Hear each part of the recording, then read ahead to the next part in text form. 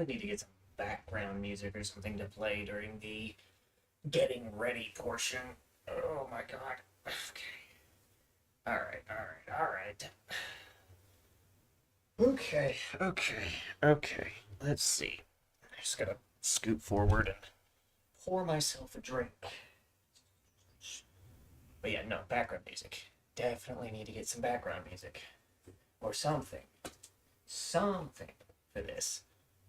Alright. We'll start soon, I promise. Oh fuck, I didn't even get the camera set up. Yeah, I turned off the starting soon screen and made bada bing bada boom, blackness. Because I didn't, yeah, okay. Alright, so it turns out I'm a little bit unprepared.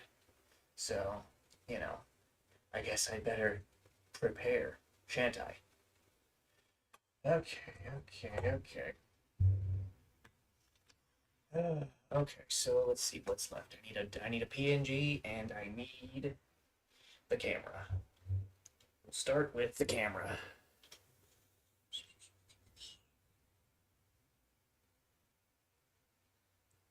Uh,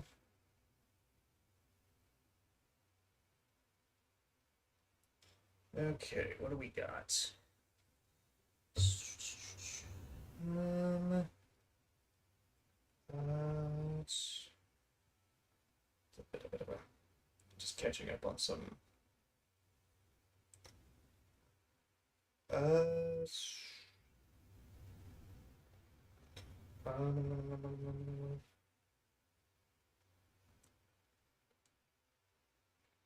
hmm, okay.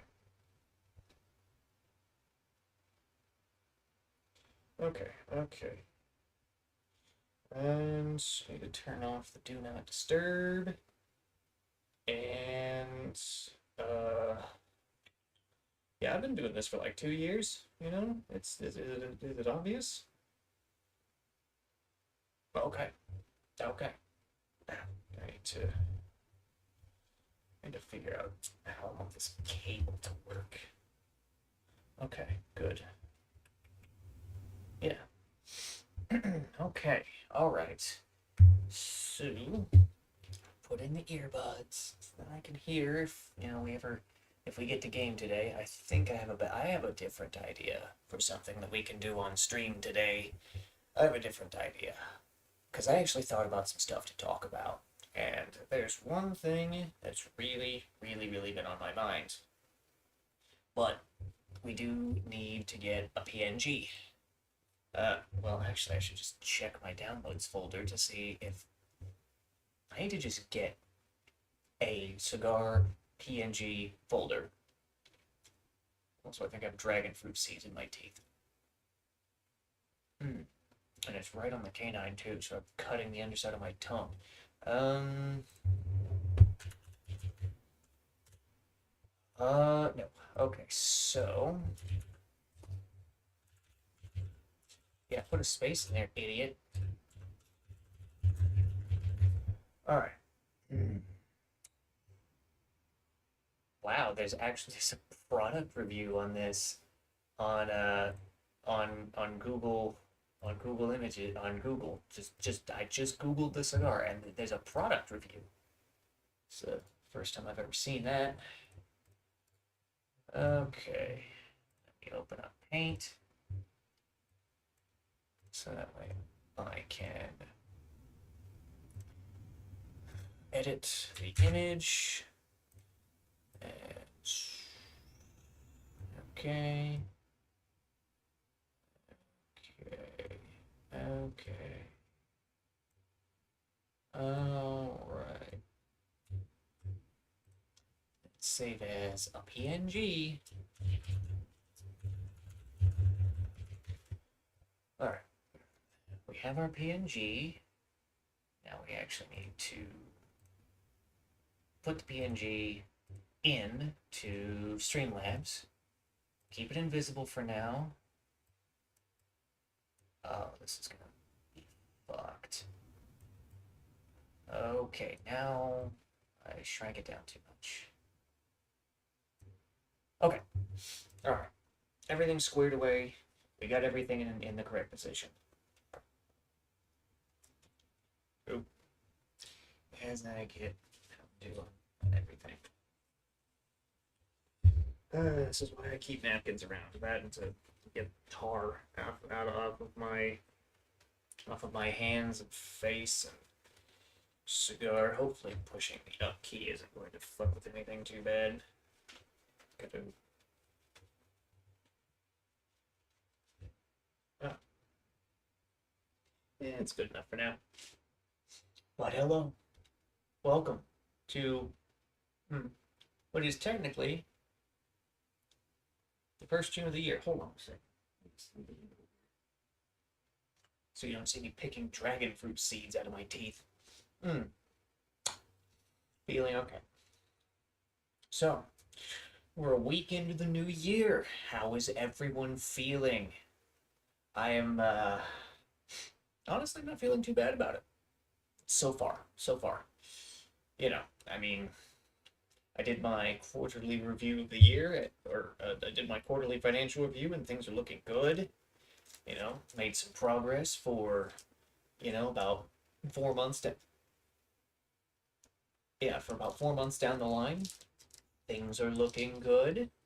Things are looking all right. Ooh. All right. Things are going to be looking up. But as for what I wanted to talk about today, I do need to prepare a browser window for that. So last time I got a little preoccupied. Well, I mean, I was fishing in DNA, but I started talking about VTC, and it's it made me think that I should talk about VTC. And so I started thinking, what am I going to talk about in VTC? I don't know. Yeah, so I figured it out. I figured out what I'm going to do, what I'm going to talk about. And it's going to be VTC. We're going to talk campaigns. We're going to talk campaigns today. And I think it'll be quite good. Um,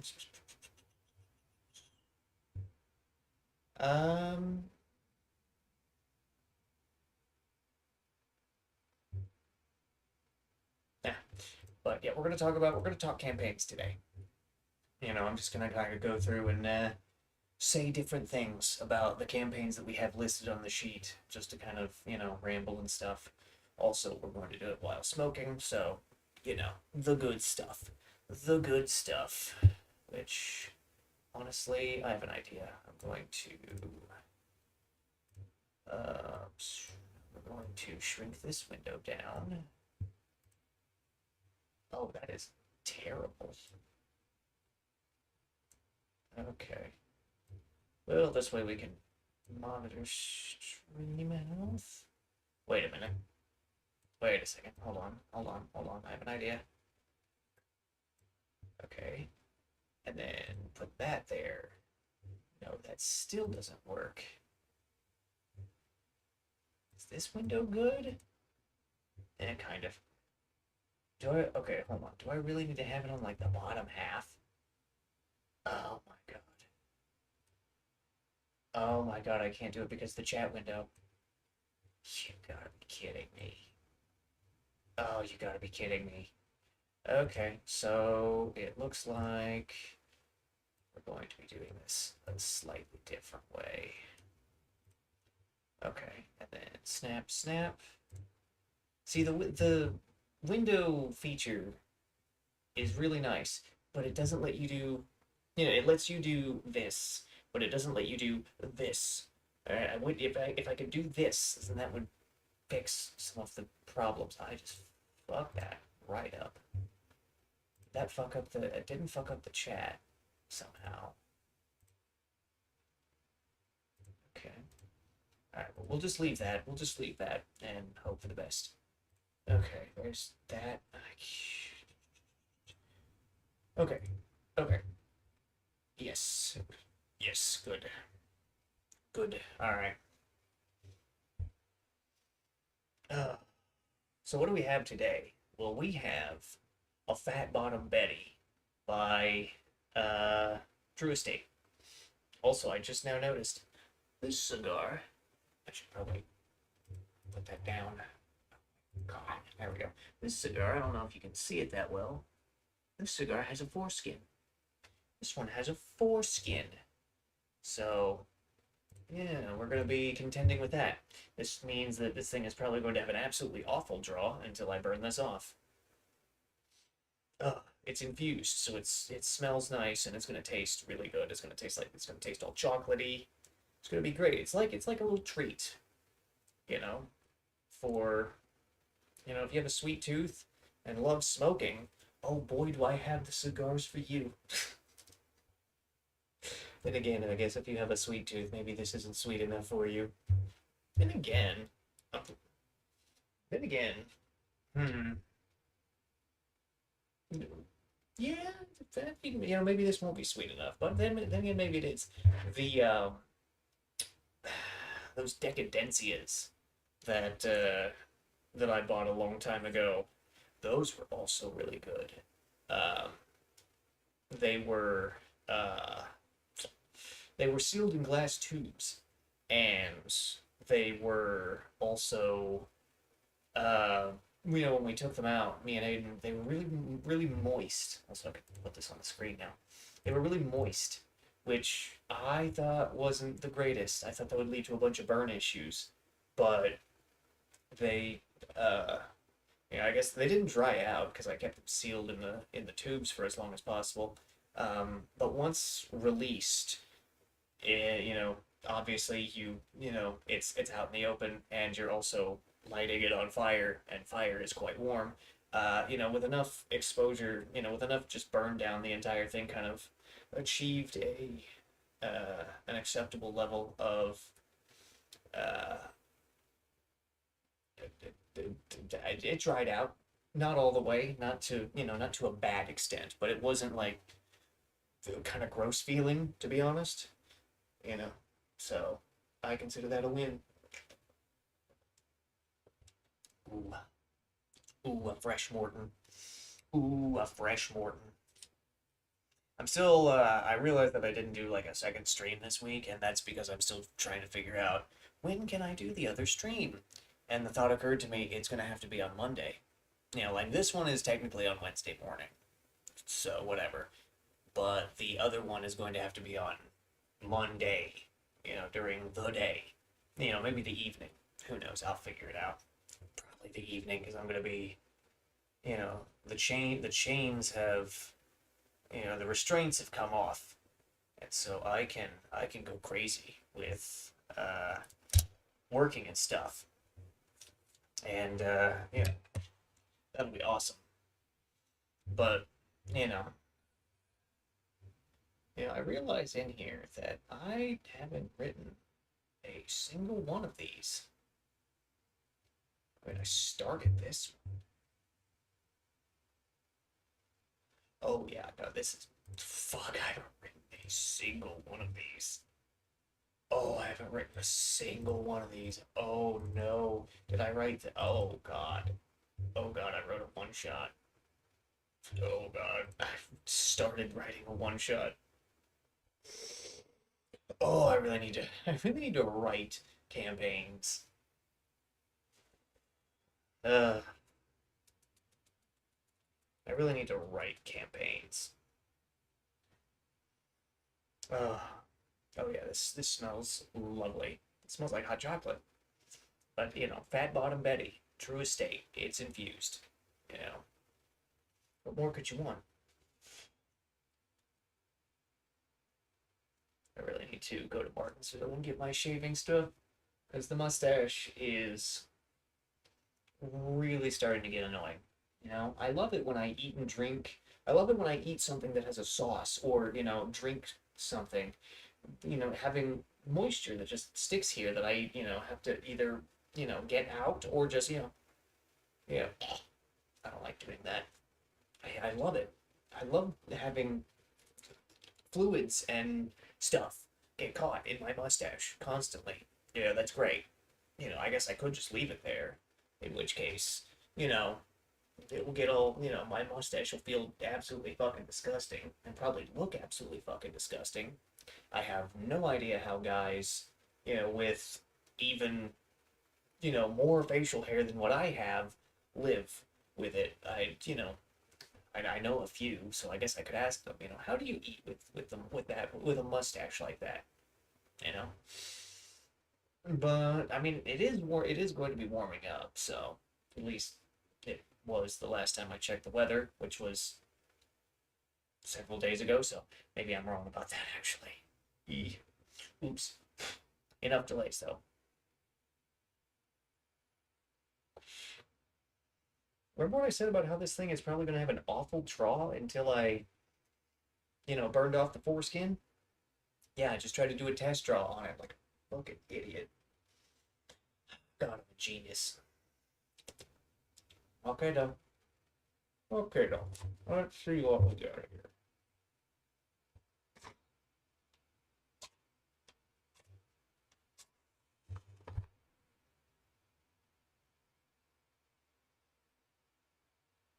Let's see.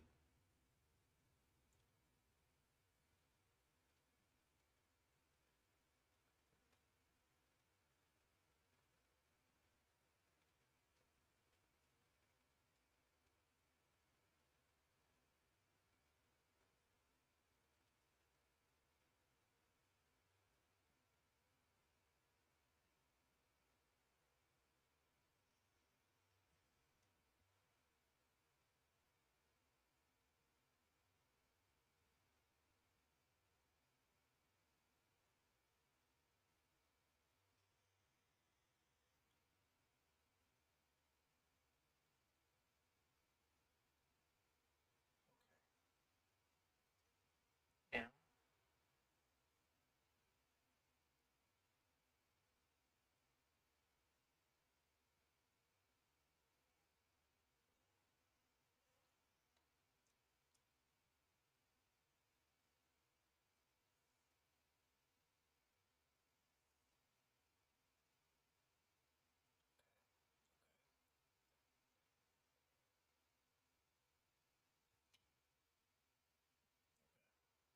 I think we sort of got it. Hmm.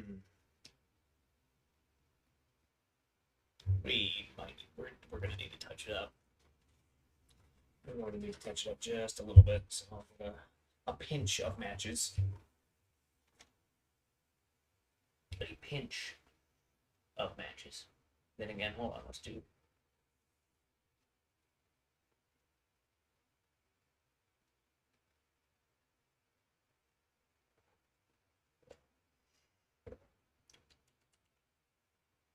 Yeah, we're definitely gonna need to touch it up because that bottom part didn't get lit up. And then I'll switch over to Asus Right, which yeah, it doesn't have. Okay, all right, so we're gonna have to fix that. I can fix that. Anyway, okay.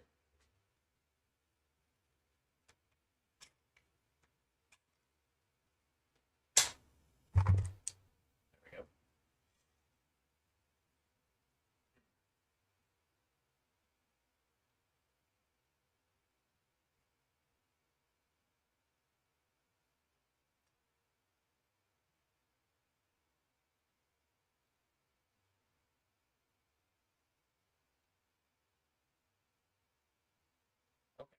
All right, we're all lit up. We're all good. Now, well, hold on. I need to turn off daily smoke here. Turn it on here. Yeah, it's just actually, you know what? No, I'll turn it off here actually, and to leave it on here so that way it's not obstructing the documents that we'll be looking at. Okay, screen capture. Okay, yes. Yes. Yes. Okay, cool. Everything is visible here. Okay. So we're looking at the campaigns folder in in my Google Drive. For BTC. I have written none of these. I started writing this one. and just put in like two sentences and didn't actually do anything else because the actual document is outside the drive because I don't want the boys seeing it beforehand because otherwise they might spoil themselves on the campaign and I would hate for that to happen.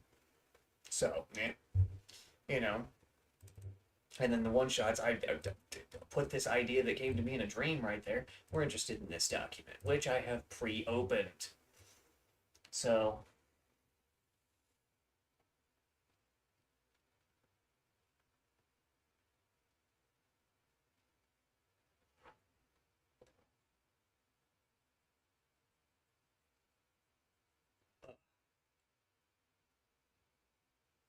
okay.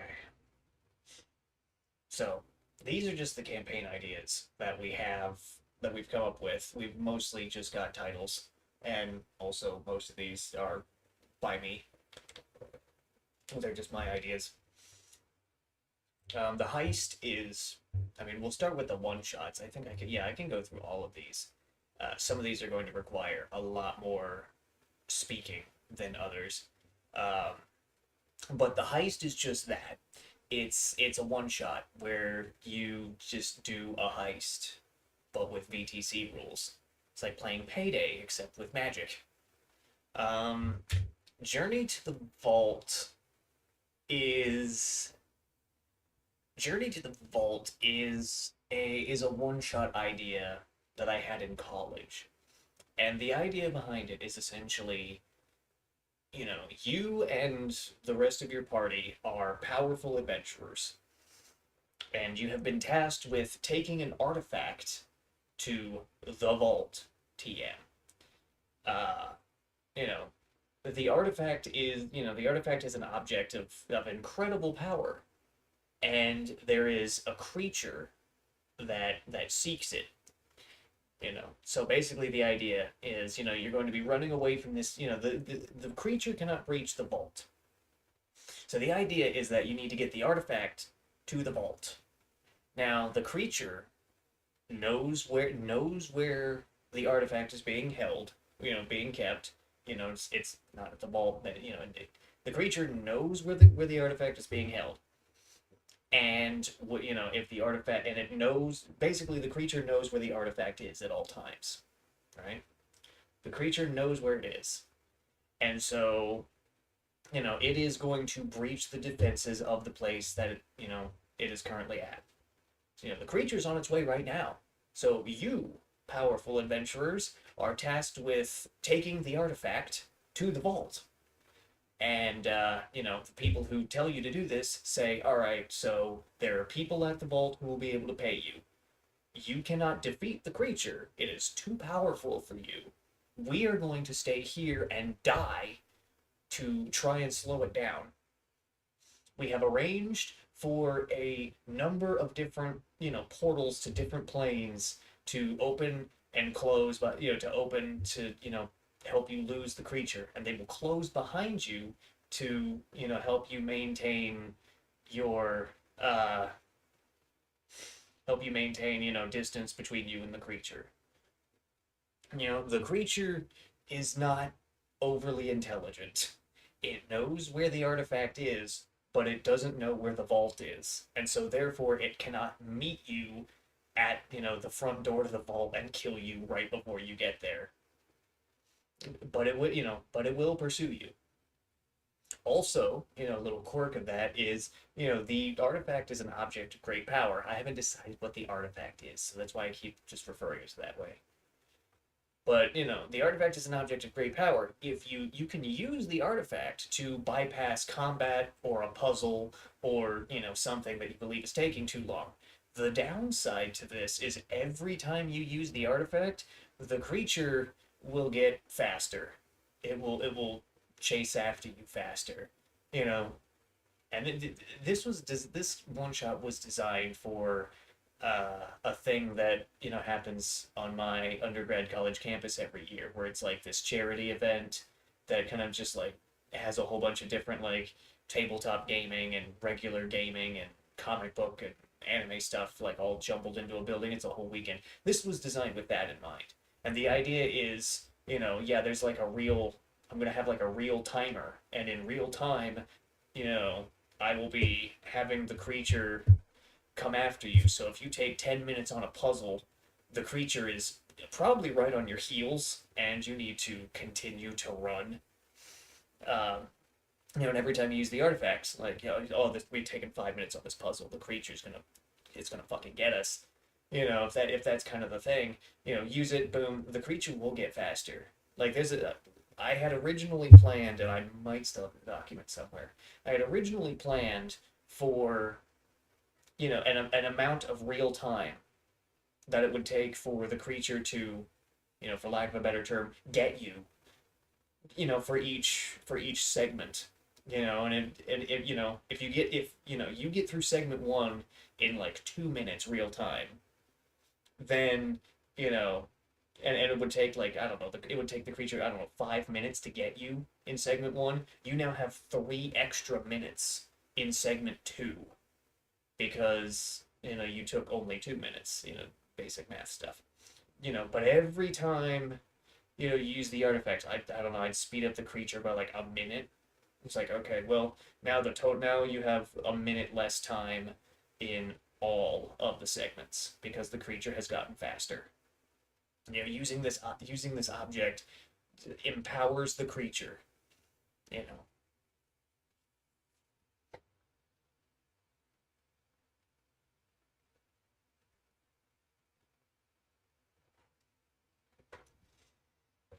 And there are two ways that this campaign can end, or this one shot can end. One is obvious. The creature gets you. You die. You put up a good fight. Maybe you injure the creature, but it gets the artifact and you lose. And then there's the other one where you make it to the vault. The creature can't get into the vault, so the artifact is safe. And presumably the creature will die without the artifact. I don't know. Simple shit. It's basically just how fast can you think on your. It's basically a test to see how fast can you think on your feet to solve puzzles, do combat, and solve puzzles and do combat. How quickly how fast of a thinker are you? Time pressure. It's time pressure. The one shot. Some people might enjoy that, others might not. I don't care. I don't know. But anyway, moving on. That took a while. So the flooded tower was just a joke that I came up with one time, where I was like, what if there was a D&D world where a bunch of wizards got together and just kept casting create water, and then they just flooded the entire world, but they built their tower, in such a way to where, they're the only ones who survived, and they just continue to cast create water to just keep the world flooded. Wouldn't that be funny? And like a one shot is, there's a one shot where you just go to kill these wizards and, to get rid of the water so that way the world can, heal.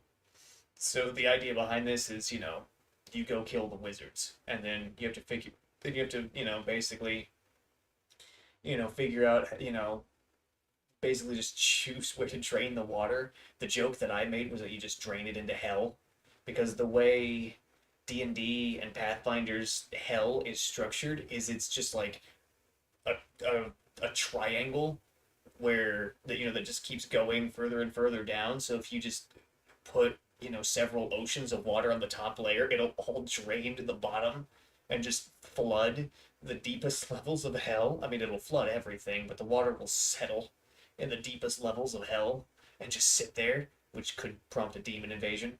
It's like, oh, you fucked up our home, so we're gonna burn down the material plane.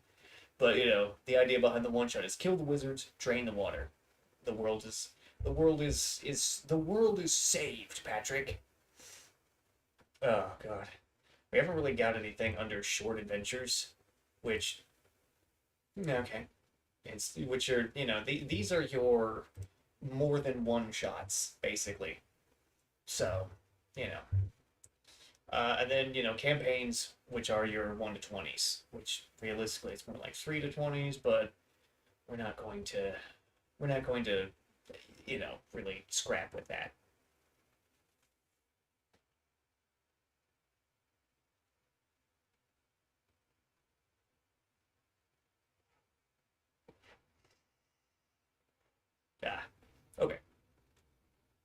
So the Golden Sun. So this is where I'm going to have to drop a lot of lore bits in order to make the explanation here. So the Golden Sun is a is a is a structure of sorts on Kalis that the idea was it was going to use a hole in space that generates an infinite amount of destructive energy. Uh, Basically, the structure was designed to utilize a hole in space that pours out energy that destroys anything it touches, and just harness that to create stuff. It's a using the power of destruction to create anything. Gold, radishes, people, golems, whatever, right? Obviously this doesn't work. It doesn't work for obvious reasons. Like it backfires horribly. Um, but the campaign here, the Golden Sun, is just you are adventurers who have been hired by the people building this thing to carry out various tasks relating to the construction of this device. Oh hey, materials on the way to the build site were fucking stolen. Go kill the people that stole the materials and bring them back. Oh hey, one of our chief arcanists, it needs protection on the way to this place in order to do arcanist stuff. Go get him and bring him here. Oh no, the build site is under attack by malevolent forces. TM, deal with it. It's just that kind of stuff. I mean, obviously there's going to be more story here. You're going to find out. There's going to be, you're going to find out things about, the various key architects and other key figures, who want this thing to exist and to work. And, of course, there will be, there will be somebody who's working against the project, attempting to take everything for themselves. And it's a matter of A, can you figure out who it is, and B, can you stop them before this whole thing kind of goes up in flames. And we'll see. Maybe the players will be smart enough to figure it out. It's another campaign that needs writing. So I'm gonna skip around a little bit here. So we're gonna talk about the 4-part Rune campaign, the Rune stories, which are just 4 campaigns involving these creatures. They are based off of the Crawl from Spectrobes, because I really like Spectrobes. I still like Spectrobes. Now that I say that, I still like Spectrobes a lot. But the 4-part campaign is based off of the 3 Spectrobe games. The 4th part is not based on any one of the games and is instead just me kind of figuring out, okay, I'm gonna write a 4th Spectrobes game, but I'm gonna make it a campaign in my world. So the first one, Willows and Fall, is just is the first game, Spectrobes 1. These things have appeared, fight them, find where they're coming from and deal with it. The idea here is, since we don't have, we do have multiple planets to work with, but the idea is, oh hey, these things have fallen from the sky onto Kalis, and you basically just go around dealing with different nests of them, figuring out, oh hey, these things evolve rapidly. Also, when we do a certain type of elemental damage to them, not only do they become resistant to it, but can start throwing said elemental damage at us. And the creatures grow stronger over time, and, some of them might come pre-evolved due to the environment that they, fell down onto. Like, for example, the ones in the jungle are probably going to be resistant to poison and stuff, and are going to be able to inflict poison and stuff just because they've been in the jungle. Some of them that have been in, I don't know, like a volcano, are going to naturally be immune to fire and are going to be able to deal fire damage. stuff like that. It's basically just like, oh fuck, these fight aliens are here, fight them. That's kind of what that one's all about. The second part is, okay, about a century has come and gone since the first campaign. The creatures are back. A second force has shown up. The first time they seemed kind of animalistic, and they were just an invasive species that we kind of, you know, dealt with. Now they're showing signs of intelligence, and that's not good because if they have a brain, then we got to deal with it. If they have a brain, if they have intelligence, we need to deal with that. Otherwise, this is just going to be a constant threat. And so the idea here is much like the second Spectrobes game, where you have the high crawl. Now we have, Prime Run, who are, intelligent. They can, they can think, they can plan, they can strategize, they can communicate, using language. And so the idea is, okay, figure out the brain behind it and deal with the brain behind it.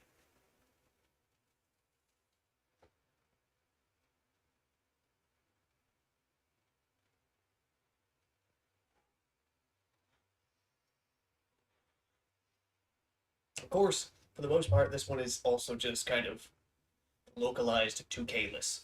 Now, for some of you who know anything about spectrobes, you might be going, "Oh, GC, but the second one was beyond the portals, where there are portals to different places." Yeah, I know. My idea for this one is the Prime Ruin are opening gates to the elemental planes, so that a bunch of really powerful pre-evolved creatures can come through and just make the invasion that much easier. you know and so dealing with that threat and making sure that hey, wanton portals to different planes are bad, if not for the obvious reasons of creatures from either side of the portal can go through, and that could cause disaster, but also spatial distortions are bad, especially if they're large or in large enough numbers. You know, and then we come here to the third part. So another amount of time passes. I haven't quite settled, and the Rune have decided, oh yeah, Kalis is looking real fucking tasty. We are going to just consume the entire. We're not going to bother with the invasion like we did before. There will be no softening of the local fauna to invade with. We're just going to unleash our biggest, strongest thing to just devour the entire planet. Of course, there will be some build up to this. Preparations on the side of the rune are in order. They have to, they have to summon, the giant rune to eat the planet.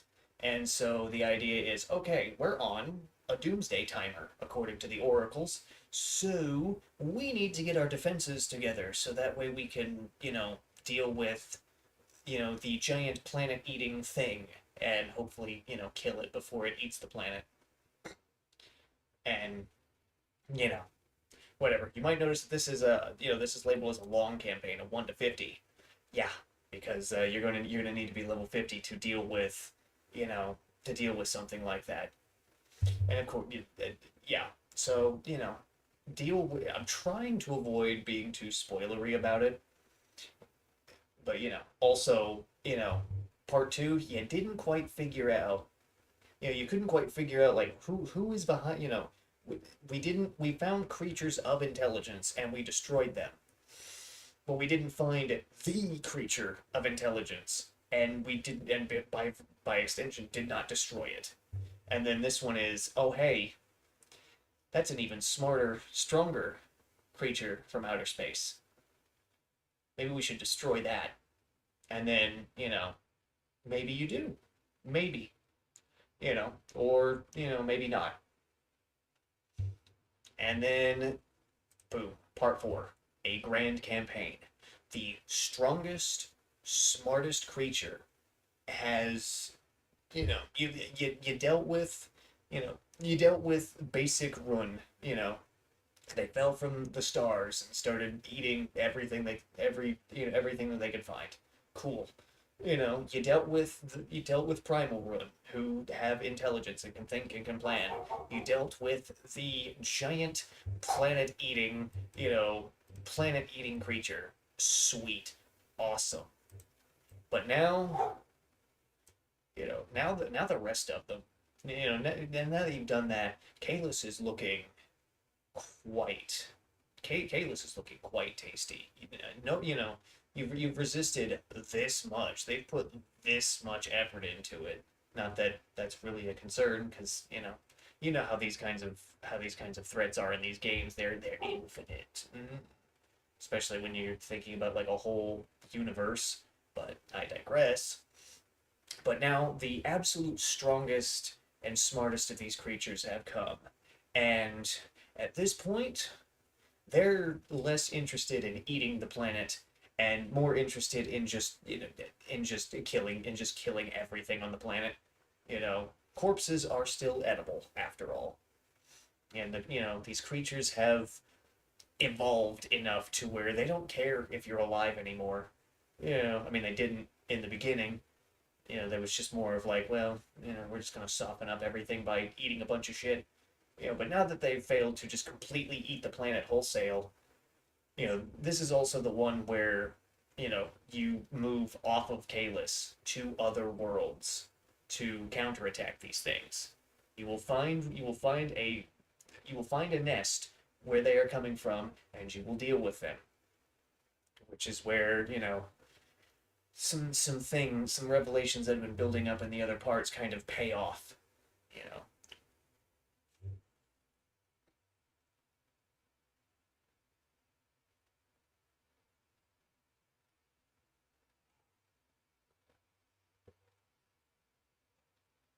I don't know why I blew that last puff right at the camera. Forced habit, I guess. But yeah, now just make sure there are no other ones. Oh, there are other ones. So I'll talk about those before I talk about the 8-part, 9-part, 9 parts. Wait a minute. 1, 2, 3, 4, 5, 6, 7, 8, and 9-part.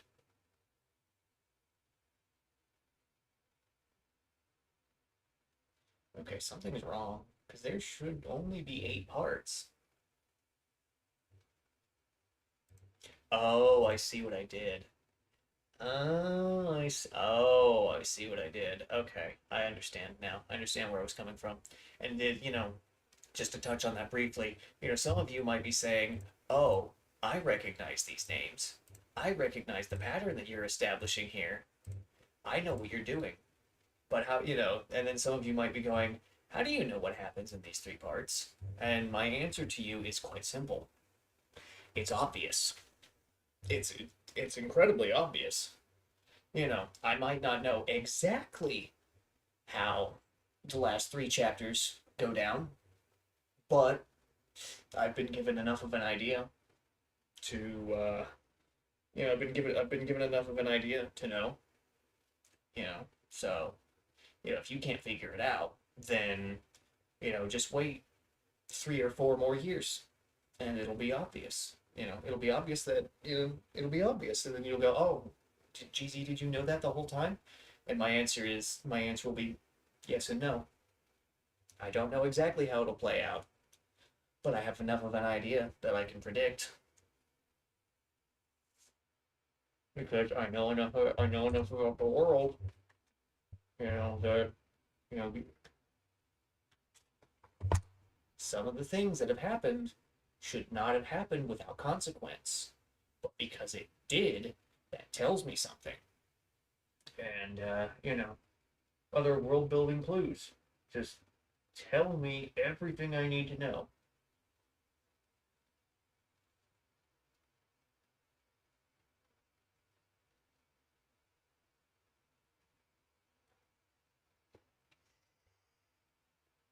that world may have its own laws, but they are crumbling. They are crumbling from lack of maintenance, and it's obvious. Anyway, so the Ballad of the Moon and Blood. This one is a long campaign where the idea is to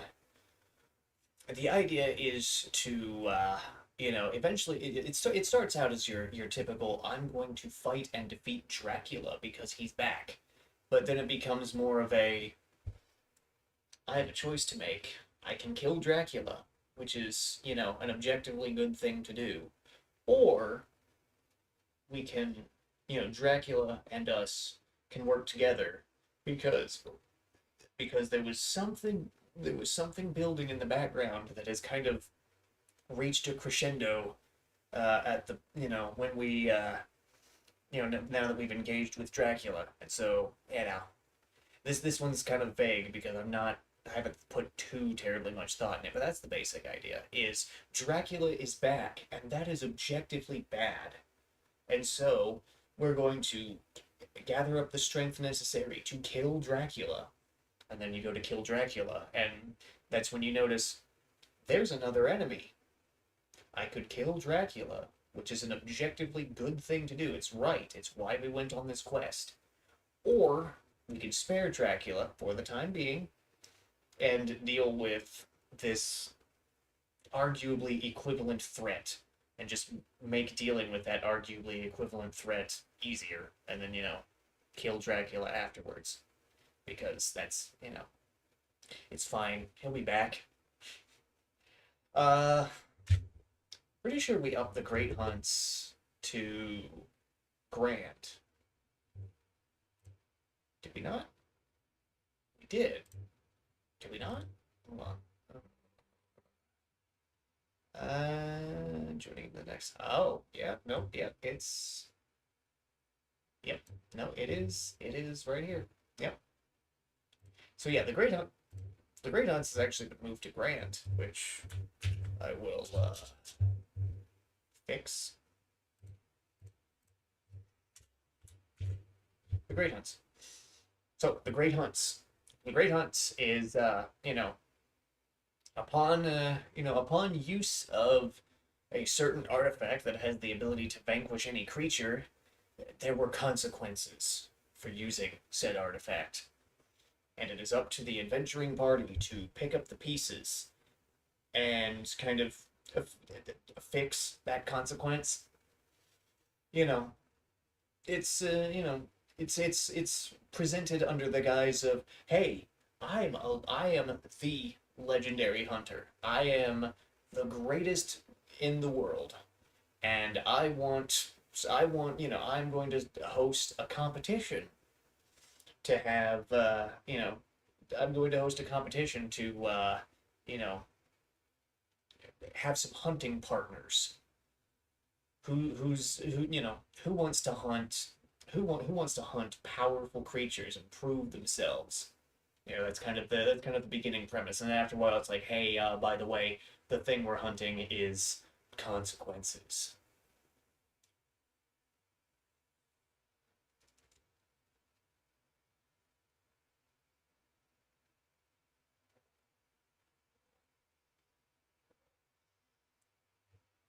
We're going to be hunting consequences. We're going to be fixing those consequences. Hopefully, we might be able to do it, or we'll fail and die horribly. Either way, it's going to be awesome. It's going to be sweet. Of course, a fantasy world, man is not going to use that exact phraseology, but you understand what I'm saying. Gnosis Pulses Theos Rises is a campaign that has already been run. This is the one where you go to Dayreen, and this is the one where you go to Dayreen, and you choose whether or not you know, assist in the birth of a new god or work to prevent it. I really didn't write that one that well. Initially, I fixed it after the fact, which is so fucking stupid. I fixed it after the fact, but I do need to actually write it better. I need to actually write it. Get it out of my head and get it onto digital paper because there's technically three different ways that this campaign can be run. There's the you side with the nascent god, in which case the general tone of the campaign is really a defensive one. You're really going to be in a defensive posture most of the time, while said nascent god is preparing for his birth, and then the win condition is nascent god is born. There is the choice where you kind of preserve the status quo, which means that sinister powers from outside attempting to capitalize on the birth of a nascent god are prevented from doing so, and you also prevent the birth of a nascent god. And then the third option is just pure evil, where you basically take advantage of the birth of a god and basically just eat it. Not literally, but you metaphorically eat it to gain its power for your own benefit. But I need to write that. I need to write that, and I need to make it so that it's actually like better, because I did not handle it well. I did not. I didn't. I didn't interweave those three branches enough. It was more it was leaning heavily to one side. And so I need to write it so that those branches are interwoven. I mean, obviously there's going to be a point to where, oh hey, there's no turning back. Once we've chosen which path we're on, we can't really do anything with it. But there will be, like the entire first act is kind of just the branches are really interwoven to where you don't have to make a choice. You can kind of fuck with all three sides and figure out, okay, what are we doing here? What are each one of these three choices about? And kind of based on the characters in your party, kind of figure out, okay, I choose this option, which that campaign has the potential to have like a party split where one side chooses to side with this unborn god, and another side chooses to you know eat it for personal benefit. That could be a fun one. You know, that could be a fun thing that happens. A party of four gets split into two and two, or like 2-1-1, or like 3-1. Whatever. And we just kind of see what happens. But I need to write that one with the improvements that I made afterwards.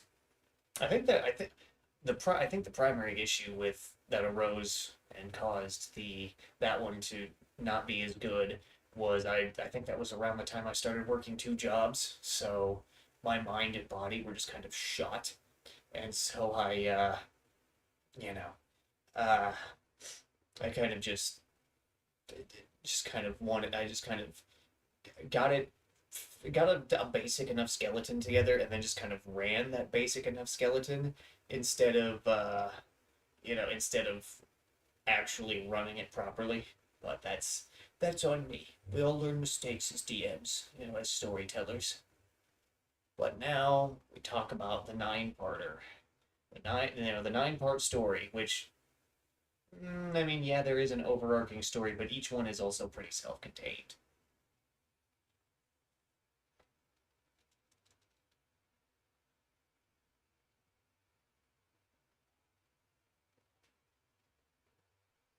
So, the nine-parter. This one, this one I had to figure out a lot of different things with. This one I had to figure out a lot of different things with, but considering the considering the names of these campaigns, and also the names with them, it should be obvious uh, what the inspirational anchor is here, but it's not exactly the same.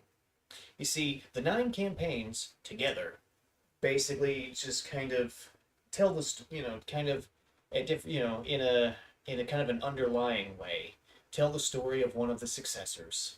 Well, more like gives you information about one of the successors. But really, each campaign, like each one of the individual 9 campaigns, each kind of go into different character depth about one of the Inocrassic Harbingers, which is what. So basically, yeah, each one of these 9 campaigns goes into like character depth for, yeah, for an Inocrassic Harbinger, which those words don't make sense to anybody who's outside of the outside of the clique here. So I will do my best to explain. So, bit of a lore bit here. Um, there are so the gods exist. This is a fantasy world. Duh. All right, Jesus. Tell me something. Tell me something obvious. The gods exist. There are entities that exist above the gods. Ones that transcend the boundaries of the universe. Kind of like how the chaos gods in 40k kind of don't just stay in 40k.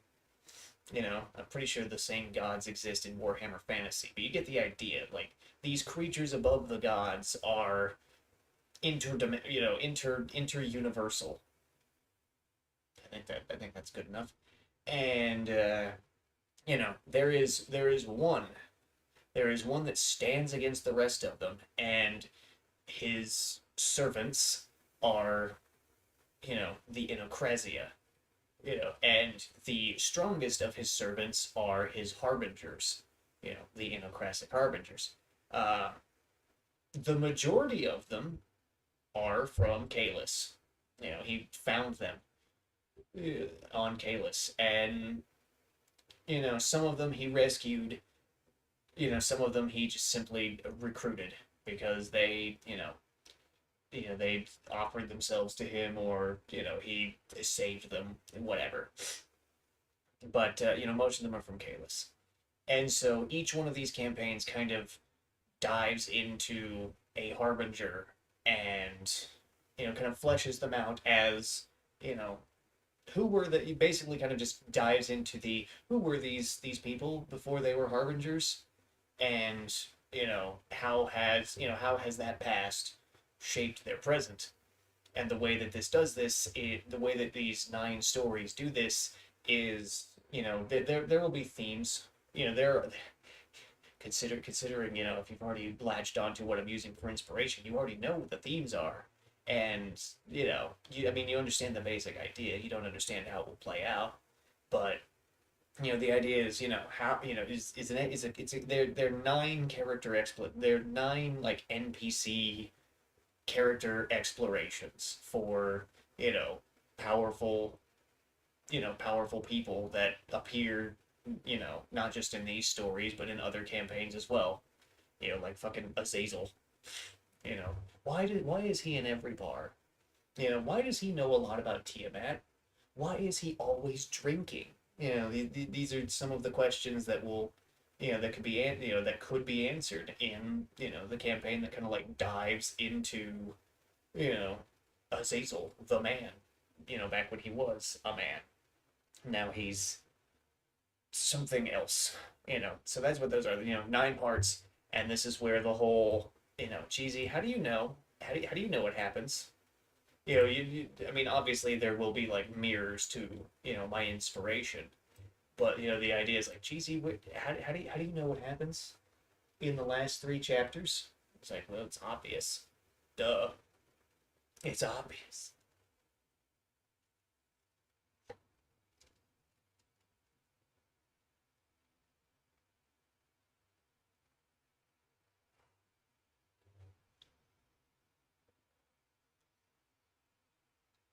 Yeah, it's really obvious. So we'll just uh, we'll just kind of work with that, you know. And there'll be different ways that this gets done. So we're all good. You know, I already I've been because the currently active campaign has been uh moving along slower than expected. I have already kind of worked. I should put Sid Reborn in here. Now that I think about it.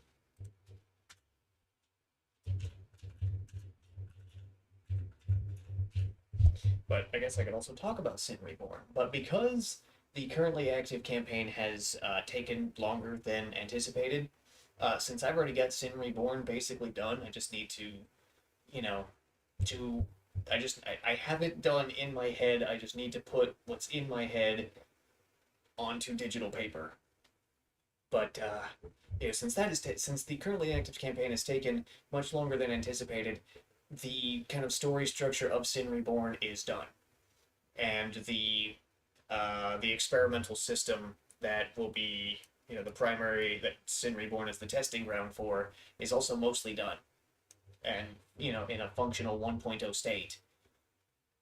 But because since I made that much progress, I've started thinking about other campaigns, and so I thought, oh, 4-part run campaigns, and so I started working on those, getting those ideas together in my head. And then after that, after I got the basic idea there and, kind of just want those to stew in my head for a while, I started thinking, the Harbingers really don't have that much characterization, even though they're really, really, really important. I should fix that.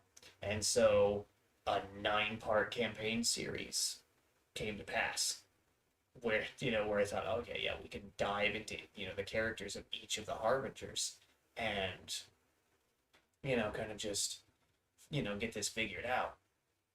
So it's going to be a whole thing. So I've just been thinking, basically.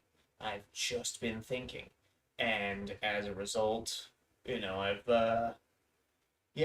been just developing ideas, and I thought I would talk about them. But Sin Reborn. This is going to be the next campaign, and it'll probably start in like June, if I had to guess. Maybe later. We'll find out. We'll find out.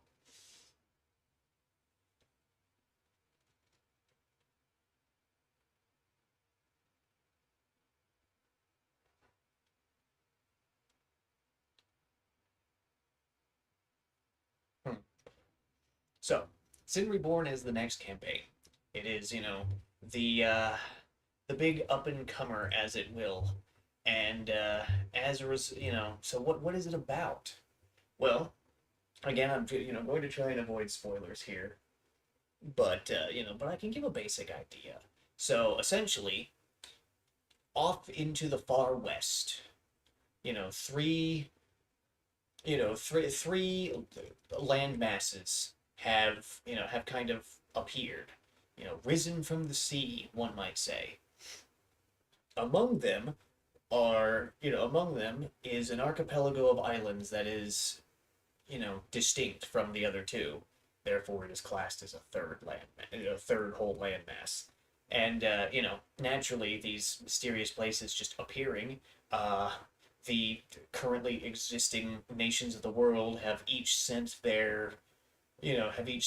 exploration parties to go figure out, hey, what's up with what's up with these places? What's going on here?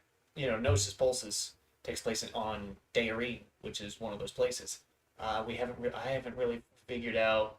Oh wait, Ballad of Moon and Blood is the Astraean one, and so this is the Skitarii one. So Sin Reborn takes place in the Skitarii archipelago. And the idea, this one specifically is like, okay, so everybody who's gone to the archipelago has not come back. What do we do? Why?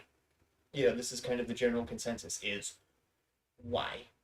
And so the hook here is, for backstory reasons, you have just, you, the players, are going to the archipelago, whether or not, some of you have been, just kind of hired by, either the government or, just sent on a quest by a local adventurers guild to go find out, why, where have all these people that we've been sending been what has happened to all the people that we've been sending to this place, and you know, what's this place, does this, is this place habitable, settleable, exploitable for resources. And so the idea is, the party, the group of players, meet on a ship. That's, the most recent, they meet on the most recent ship going to this place. And, there's a little gap in their memories and they wake up, they wake up in coffins, in the countryside of this archipelago. And then it's, waking up, escaping from, the coffins, having a, maybe having a little short, a little skirmish with some of the local fauna and or ne'er do wells, and then it's a matter of okay, all right, remember, why are we here? Oh, because I was hired, or I'm looking for somebody, or I just wanted a thrill and heard about this, or this is a place where people go to disappear, so I wanted to die, so I came here, blah blah blah. And then it's a matter of going from there, like okay, we're here, we're alive, and there's a gap in our memory. I remember the ship, I remember being on the ship, and now we're here. So there's kind of a, working backwards. Like, okay, what happened in between being on the ship and being in a coffin in a cart on the road?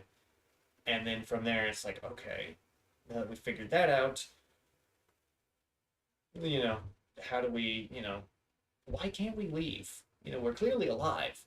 We could clearly, you know, get on a boat or teleport or something. Why doesn't that work?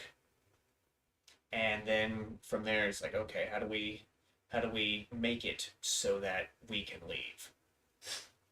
And there will be and since this is one of the three great nations, the power of the powers of the gods are not the dominant ones, are not the dominant powers here. The men say Isra are the dominant powers. And, while these lands may have disappeared for a time, their grip has not, their grip on these lands has not loosened. And so you will have to contend with them. And each of the character arcs, uh, I got a clogged sinus.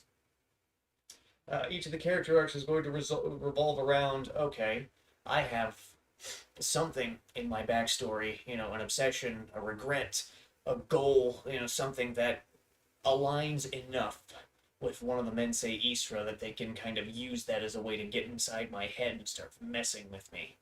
And then it's a matter of, oh, I've been touched by an Isra, and I've gained great power as a result. And then it's a matter of, do you let it consume you, or do you control it?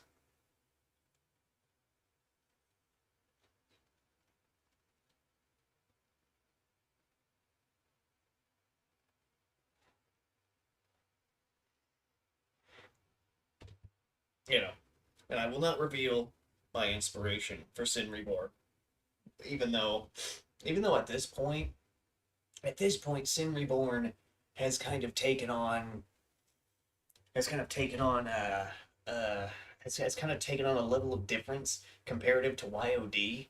Because, for example, YOD's inspiration was World of Warcraft, and just the progression of the stories told in the expansions. You know, some more loosely than others, but then it just as I kept thinking about it and kept tweaking it, it became something really really different. I mean, you can still see it, especially you can still see the inspiration, especially in certain portions. But I guess at this point, Sin Reborn has kind of taken on, has kind of as I've like messed with the story and kind of tweaked it and fleshed things out and thought about it more. It's kind of permutated into something else. The original inspiration for Sin Reborn was Path to Nowhere. You know, uh, before uh, before the part where Jelena was introduced. Um, and then as I've kind of just messed with it and stuff, it doesn't really resemble Path to Nowhere's story up until that point anymore. Um, I mean, obviously there will be parts where it's like, oh, I can kind of see it, for anybody who knows anything about Path to Nowhere. But it isn't really. It's not the same anymore. It really isn't. Uh, and so yeah, there'll be different. Yeah, like I said, there'll be some obvious story bits where anybody who knows anything about Path to Nowhere will go, "Oh, I see it," and then other parts where it's like, "This used to be Path to Nowhere." It's just the process that I use to. It's just the process that I use to like create stories. Is I will be inspired by mostly video games, and then we'll just start like just start like I'll have a video game story, and then I'll be like, this is cool. I would have put this on Kalis, and then I'll start like like taking it like it's a ball of clay and just like molding it and like changing its shape, and whatever just so it fits, and like works, and then and by the end, yeah, it's still that clay ball that we started with, and some parts of it still, it's still clay, I guess, whatever. But and some parts of it resemble the clay ball, but it's not a clay ball anymore. It's complete. It's changed. It's a different shape now, and so that's the idea behind it. So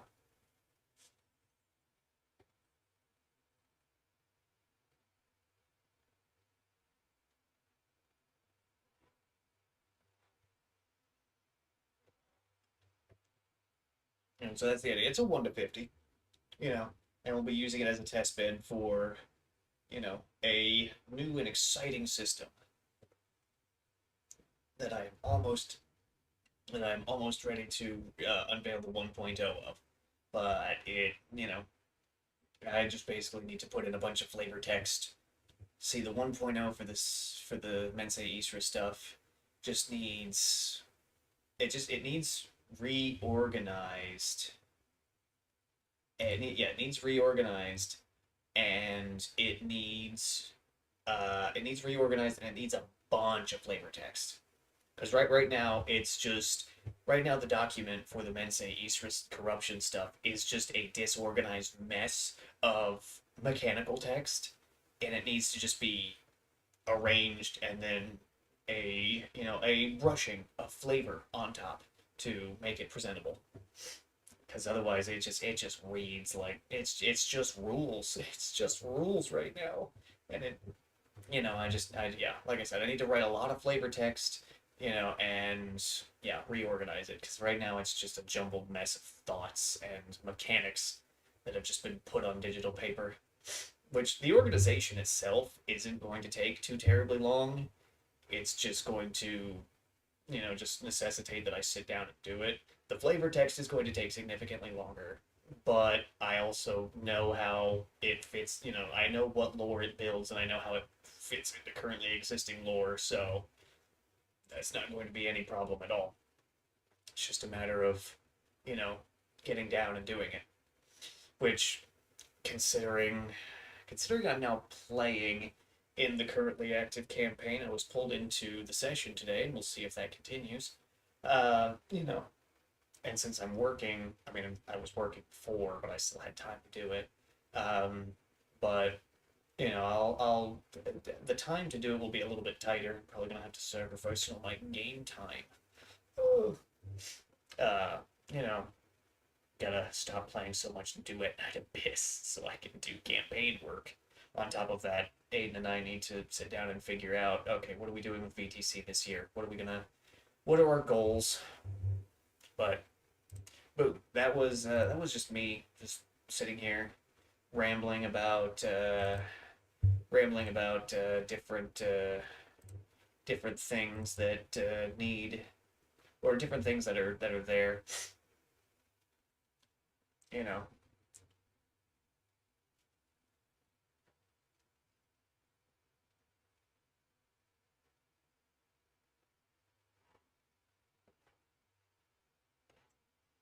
that's that's me done rambling about that stuff. You know, it's I'm looking forward to Sin, but at the same time, to because I've had so much time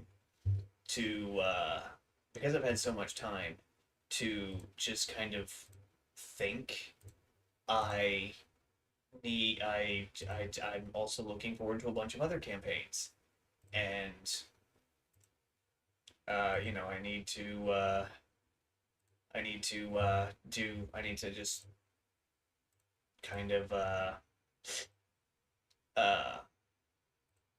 I need to do I need to just start working on a campaign, or start actually running a campaign. But for now, I suppose we'll just kind of work through what we're currently working through, and just do the necessary work I need to do in the in between, and play less play less Duet Night Abyss, because that game has been utterly consuming my life.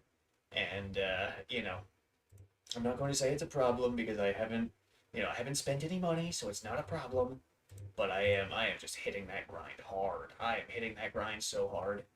Um, really the only thing that I haven't really been doing is the fishing and stuff. But that's just because I had been doing it on stream. I had been doing the fishing on stream, and so I thought, oh, I can neglect the fishing. But the fishing is just like a well of resources. One that I suspect has a bottom, but not a hard bottom, because I think the purple Genimon paste and the purple Genimon food is, there's one of them that's unlimited, so might as well go for it. You know, right now, the point that I'm at in the game is just getting the money and the XP books and the Ascension materials. Now that I've hit Trial Rank 60, I just need to get all my characters to level 80, just so I can, use them as I please. Obviously I'm prioritizing certain characters over others. Um, and then after that, it'll be the Demon Wedge grind, uh, which, now that I've kind of realized what the Demon Wedge grind entails, that is going to be that's going to be a grind. That is probably the biggest grind. But I'll get it done. I'll get it done, and the level of power I will have achieved in game as a result of doing it will be unprecedented and amazing. So, you know, we've got that. Oh, there we go. Clear that nostril.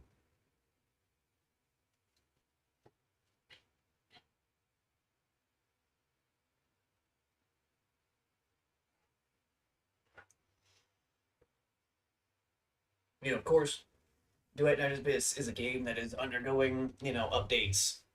More characters, more weapons, and things will be added, and, as a result, that adds to the grind. Of course, they're also adding more demon wedges, which also adds to the grind. So, it's just a matter of, you know, going at it hard enough that I can keep up with it. But also, it's not really a grind that you can fall behind on. It's, I mean, it's a, it's a, it is, it's a lot like Warframe in that it is stupidly free to play friendly, just ridiculously so. Like, oh hey, you can buy characters, yeah, you can buy weapons, yeah, with with money, with your hard-earned cash, of course, or you could just grind.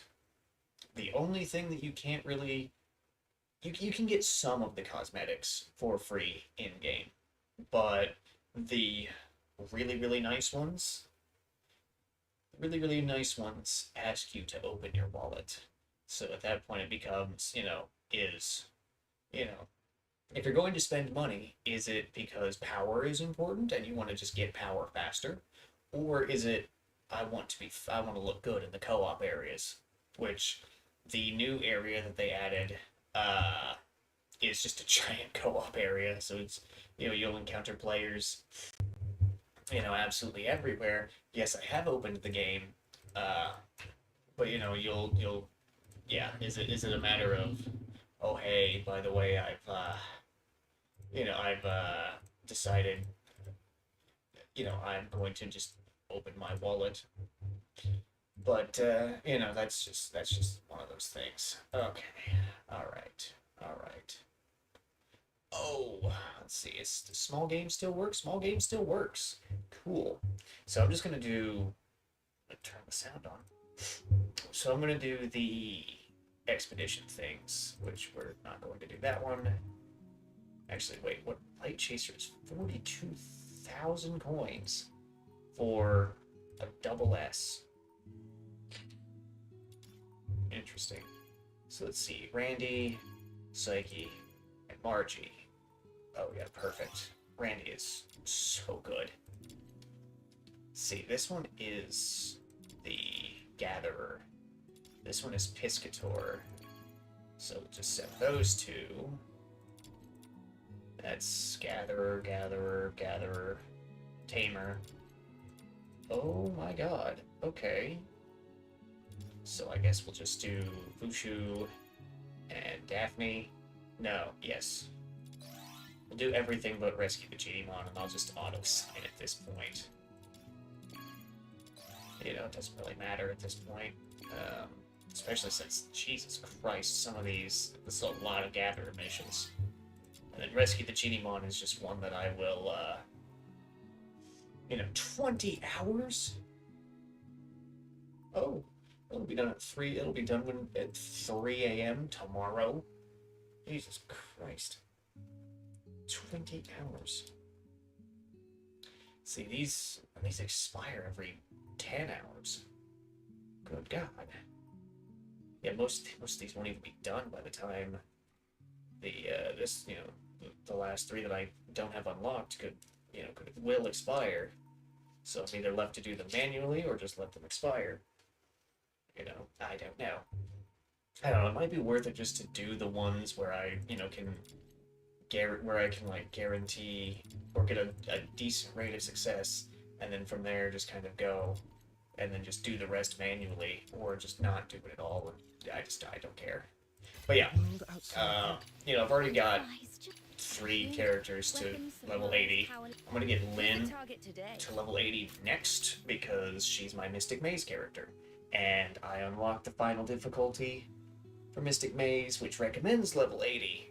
And so we gotta get Lynn leveled up for that. I need to finish lighting up the rest of the lantern nodes so that I can do that. Which, see, the lantern, I need to get the last skill thing on the lantern, which is just a damage boost. Awesome. I need to get adaptability a decent way there, and then I'm gonna go melee, and then actually once I get skill and adaptability done, I'll just farm the highest difficulty one at 0 depth until I get the melee one done, and then we're just gonna crank up the depth. We'll just do that. Honestly, I could probably just do this with some depth and just, go there. All choices are randomized. Where I just get random shit, and we'll just see what that turns into. But yeah, I think I'll continue to farm. I'll continue to do my weeklies, just 3 of these, level 60s at a time, until I get, these 2 whole lanterns lit up, which, this one's almost done. This one's going to take some time because it's only got 5 out of 24 lit up. And then, melee is my thing that I primarily use, so we'll just kind of go with it. I think there's one speed boost, and the rest of this is just damage in different ways. And then ranged will be last, because I don't really use ranged. Also, these are completely separated, so we'll go just top and then bottom. Yeah. So, yeah, that'll be awesome. Or we can go bottom and top. Let's go. Man, we could go bottom and top. I don't care. I'll figure it out when I get there.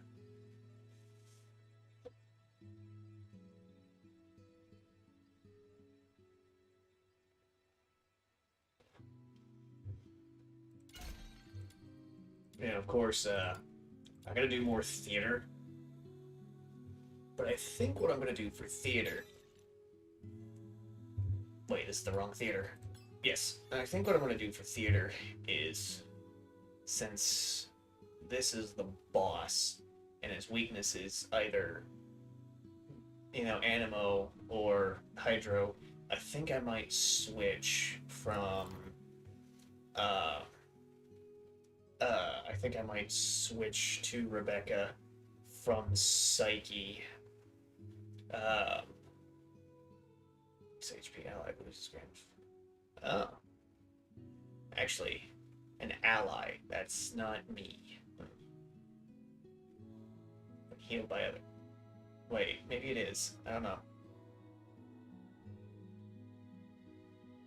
Allies lose 50% weapon damage and gain 100% crit damage. Holy shit. But I think I might just switch to Rebecca. Just because Rebecca's final build is much, much less expensive. Are you inviting You know. me on a date? I mean, I can, stack inspos. She's level 80. Why the fuck? Oh, because I haven't done track adjustments. Oh. Also, Spectrum is expensive. More expensive than inspo. That's certainly something. Okay. But, I need to farm gold wedges, which really when I say I need to farm gold wedges, there is one wedge. There is one wedge that I need to farm, to get to plus 10 before anything else. And then we can get the Animo wedges that, they're like, oh, it goes on Psyche. They go on Psyche. Oh my god. They also work on Outsider. In fact, the duration ones, where is it? I mean, the Resolve one works better on Outsider because of his thing. Yeah, the ones that are Resolve just work better on Outsider, while the ones for skill intensity work better on Psyche. I don't know if the Resolve Changeling and, Wings Inspo Resolve clash. I don't have them, so I don't know. So let's see. I think I might get the blueprint for this one. This is a defense. Christ. Wait, it's a defense, and it's Animo, which means Lyn.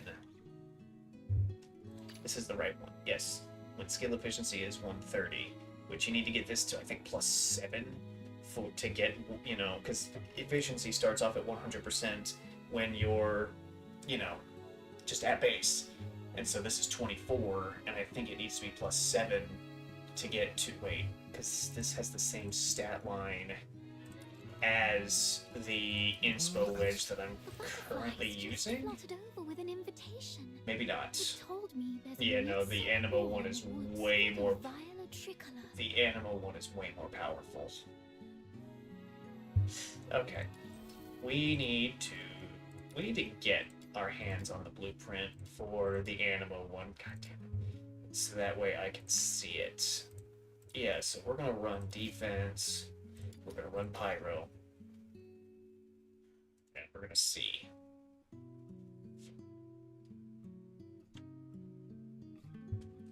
First off, we're going to touch up. Oh, we're going to relight, really.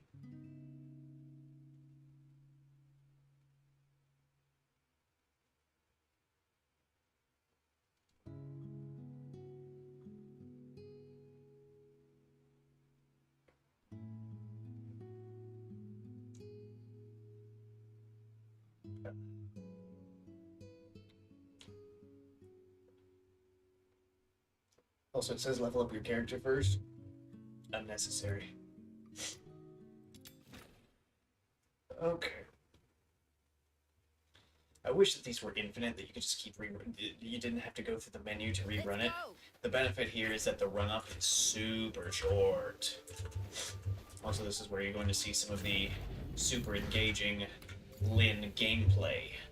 Yeah, which is why I'm confident that I'll be able to smoke and do this at the same time. Now I'm mad. Also, I did upgrade Roboxies trait that spawns more loot, so that way it has a greater chance to spawn bonus loot.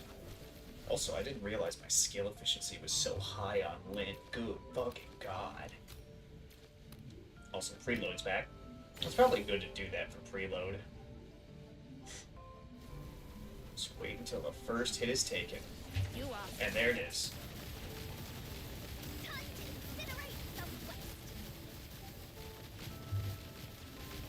And we did it. Just so much. Like, she does so much damage, even at level 70. And it's like, oh, you need to level up your character. It's like, yeah, I'm working on it. It's expensive. I'm gonna kill the I'm gonna get to work on the Premander. Just because I know it's gonna take a minute. I don't know.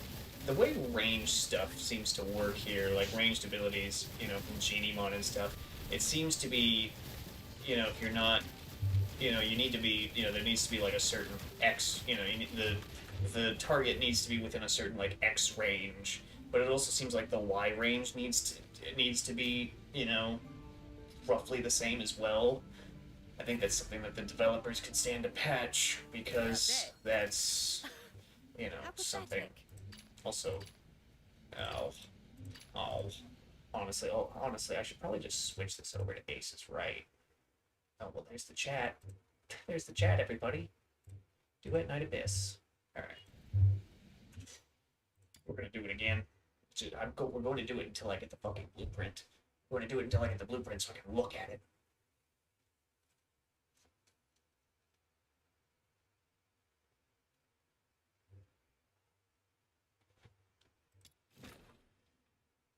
I get the feeling that these new Animo wedges are just going to cost me my whole ass. Let's go.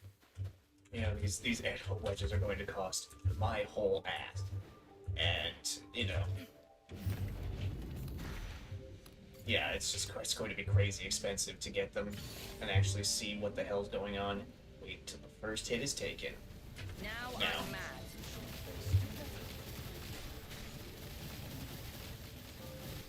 Yeah, hit's done.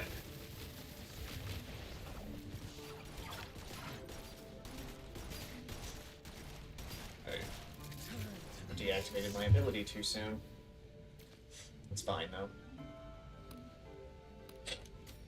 Oh, now my sinus is really clearing up. Hell yeah. And wait. It's gonna be over there. Actually, once they enter the stone ring, I can detonate them and, you know, just...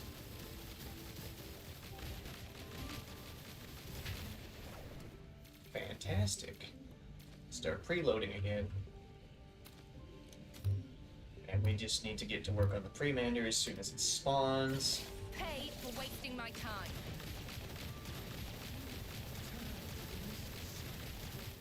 Luckily, you know, MC is doing a valiant job as our tank. Okay, and then we just clean up.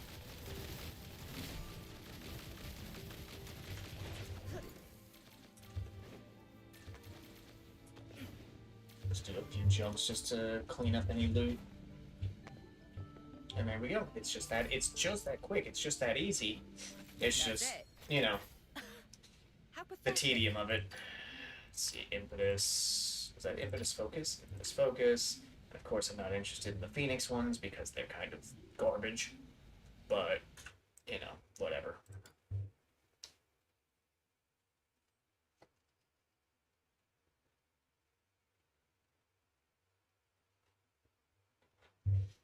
You know what? Just in the interest of not doing the same thing necessarily forever, we're gonna do an 800%. You know, which I get those just by combining the blue ones that I get from my weekly Mystic Maze, so that way I'm not actually losing anything. Because if you combine the green ones and the blue ones, you lose a bunch. Because those are only 200%, so you lose 200% by combining those. Now I'm mad. Or some such. I might not be remembering the math correctly. But we're going to be getting a lot of loot drops from this.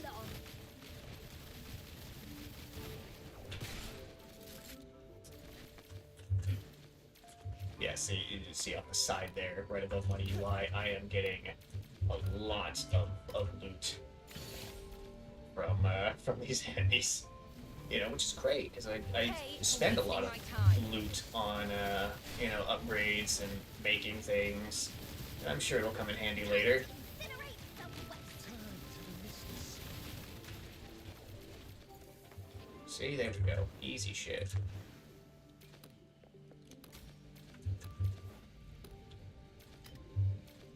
You asked And for we it. work the Prevander.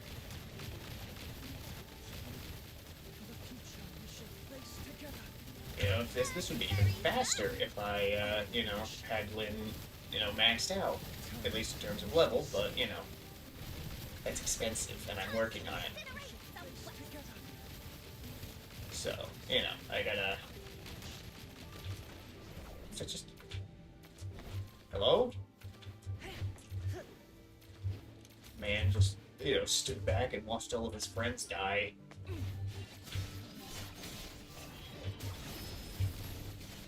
Oh god.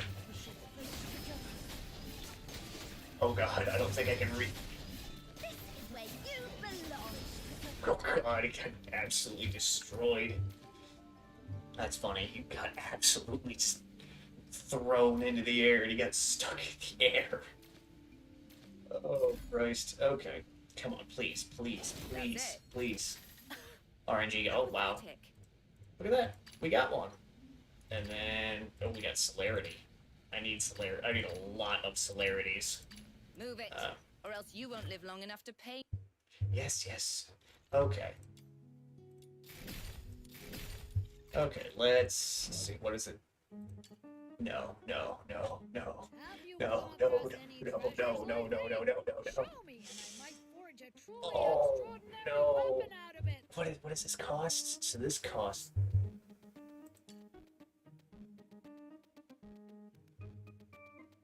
Oh. Oh. Oh, fuck.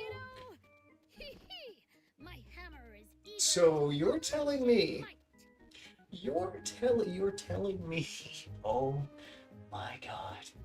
So you're telling me... Alright, so let me put this into perspective for you guys. So let's take one of our other wedges as an example here, just so I can illustrate. Alright, so in order to get one gold celerity wedge, you need 3 Fenrir's Brutalities. Okay. Alright. In order to get a gold wedge from +5 all the way to +10, you need the first wedge. You know, the first one, the one that you're going to get to +10. And then on top of that, you need 9 more of the same wedge. You know, just to like fuse into it to get it to get the first one to +10. You need 9 of these. So you need a total of 10. Okay? Alright. You need a total of 10. So let's talk about how this is insane. So this requires Changeling's Volition, which you may notice is a gold wedge. In order to get this from all the way to +10, you will need a grand total of 10 blueprints, just so you can make it, 10 Changeling's Volitions, I don't even know what that costs, 100 Siren's Wings Inspos, which are blue wedges, and you can farm those on level 40, that's fine, which, yeah, it's the featured wedge here, one of the featured wedges. And then you need 200 Sacred Candle. 200 candle. Let's go get Changeling's Volition. Let's go. We need Changeling's Volition in order to, do this. Where is it? Changeling's Volition. Right here. This is a hedge.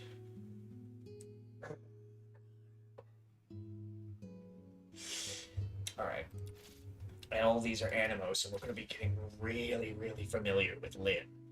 And her, just her, shooting gameplay, at least until I get, like, Hellfire and whatnot, in which case, Oh. Oh. Oh.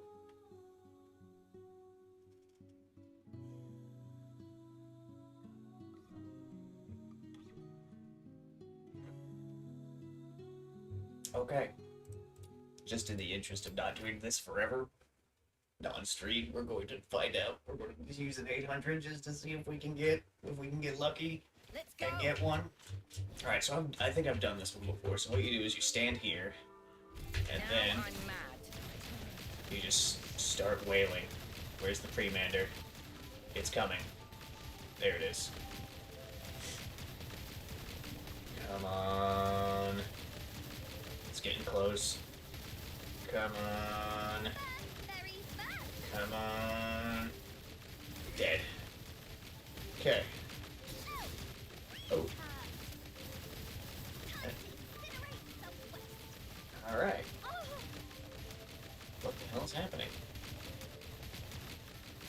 Also, where is MC? Oh, he's over there somewhere. Yeah, he's just doing his thing. He's having a time. And once we hit 100, the mission will be completed. Alright, that's a completion condition. I don't think it was gathering fast enough. That's it. How pathetic. Oh, we didn't get a single one. Oh, we didn't get a single one. But we did get 2 celerities out of that. Ooh, baby. Nice. Also, we have way too many of these phoenixes. Move it, or else you won't live long enough to pay me. We're gonna do it again. Also, apparently after the Premander dies, we need to take a little break from murdering everything that we see to collect loot. Actually, I'm gonna stand right Pay here. for wasting my time. Just aim at the Premander, and when it comes over the hill, we should be able to get it. I need to upgrade Roboxy's pickup range.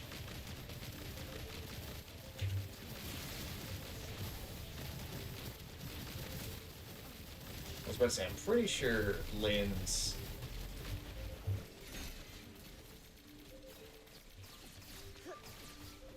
Okay, so we've taken a small break from murdering absolutely everything on You the map. asked for it. Now we just continue to murder absolutely everything on the map.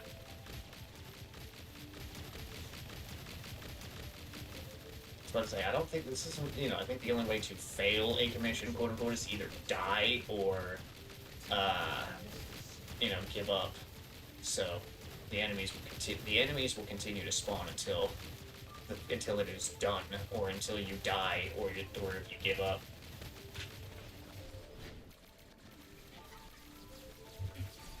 It's like I'm really certain that it just wasn't picking up fast enough that first time. Come on, please. There's How one. pathetic. There's one. Did we get another celerity? No celerity. Oh, that hurts. That hurts. That hurts me. That hurts me. Okay, let's see what this costs. I'm prepared for pain. Huh. have you come across any Just takers lately? inspos. Show me Also, you might okay. forge a truly So let's put this extraordinary let's weapon out of it. put this back into perspective here. Alright, so Wings Inspo Volition requires Changeling's Volition, right? Which, you're gonna need 20. You're gonna need 10 of these. You're gonna need 20 volitions to max out your volition and max out, this one. So you need 200 Pan's Inspos. Oh.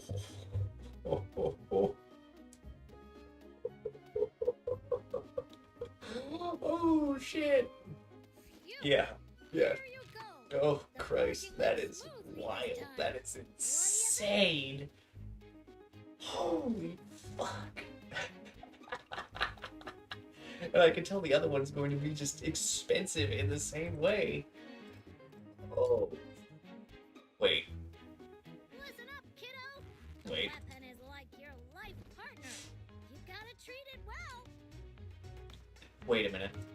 Hold on. We should be able to decode what the other one does.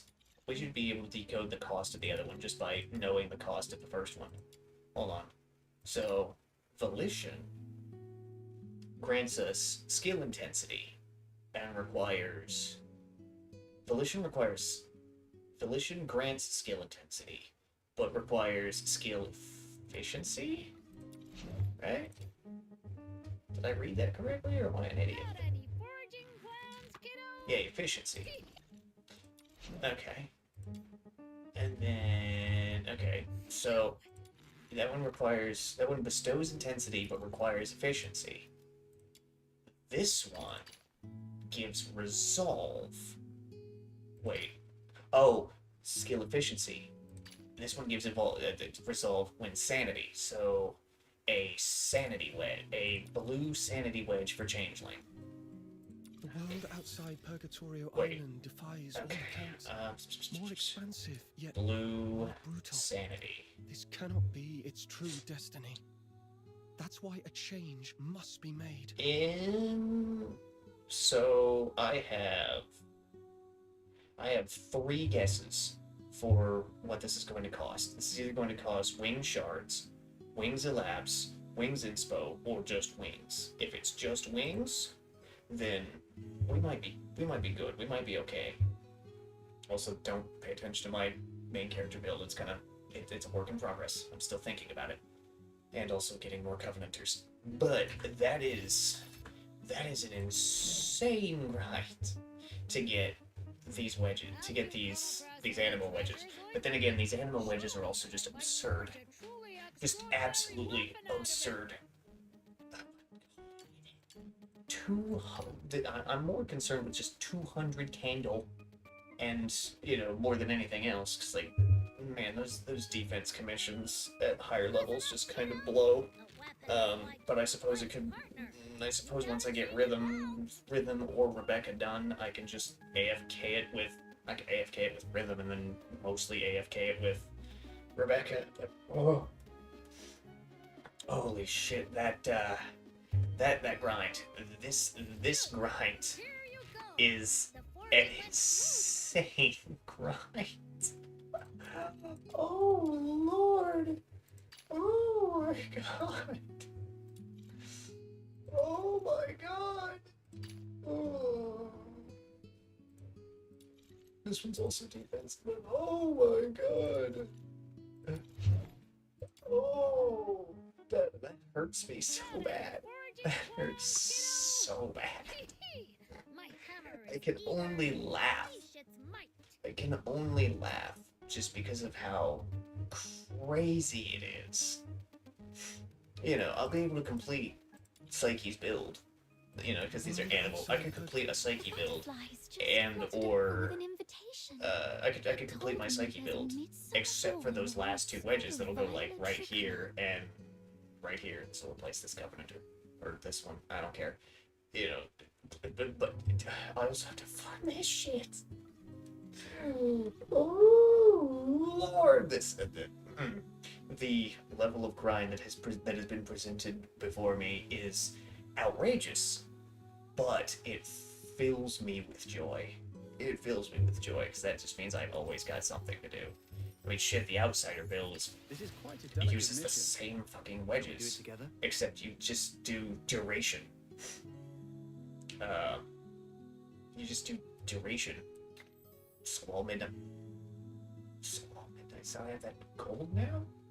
Alright. Yeah, it's mostly just duration for Outsider. Yeah, dude.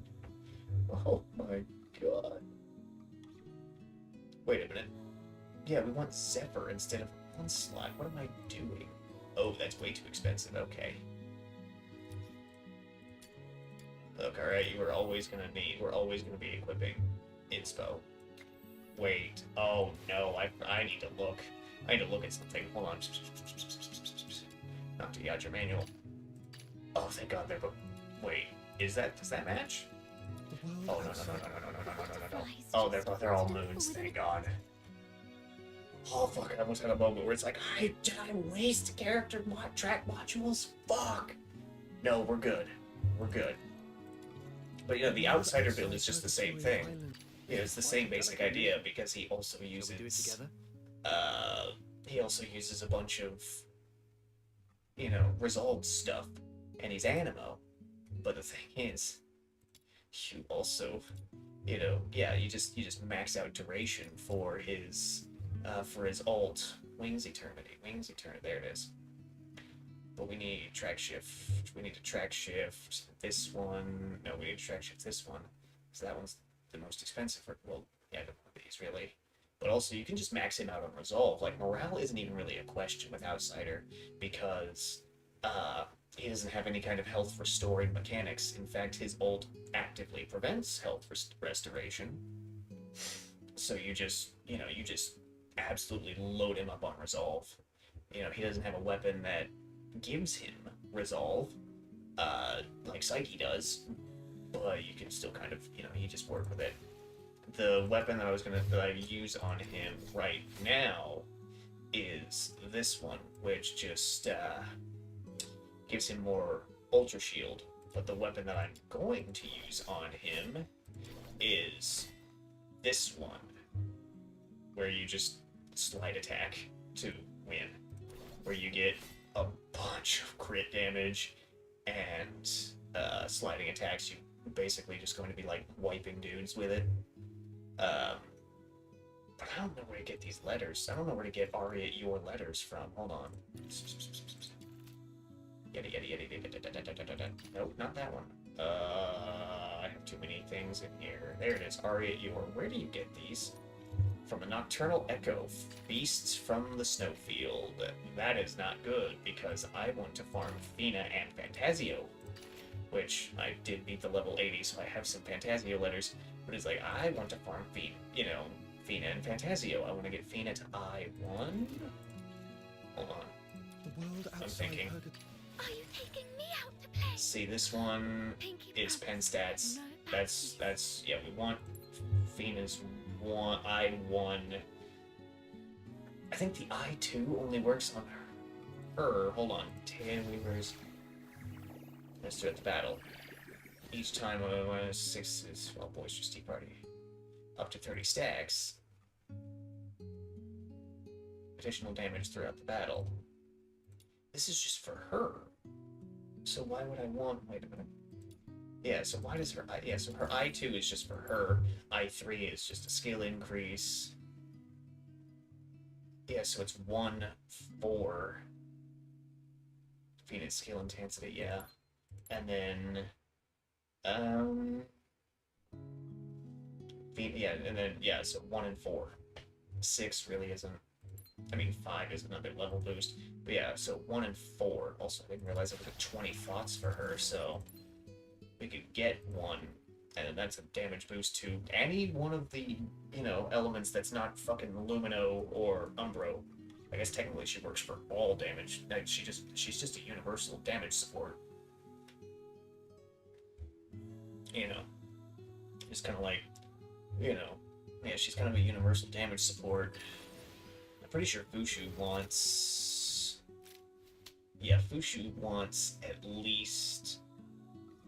one other Hydro, which, one other Hydro, which, yeah, our options are kind of limited here. Also, can you tell that they've released 2 new Animo characters, or Lumino characters? Well,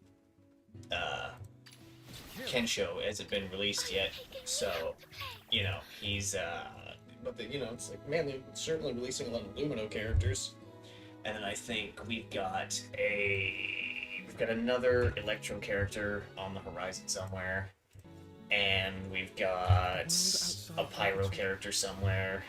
No, we've got 2 Electro characters and a Pyro character somewhere. Damn it, stop hitting that button. We've got 2 Electro characters and a Pyro character somewhere in the future. Also, I really need to adjust my my farming strat. Because, okay, so I'm going to explain how to do a build. I'm going to explain it with Psyche. Okay? So, when you're farming... I lost a slipper. When you're farming, I should probably smoke before I do this, because this is going to be a bit long-winded.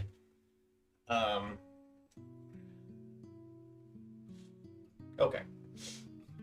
Well, no, this is just out, so I need to relight it, and then I will explain how to do a DNA character build. Alright?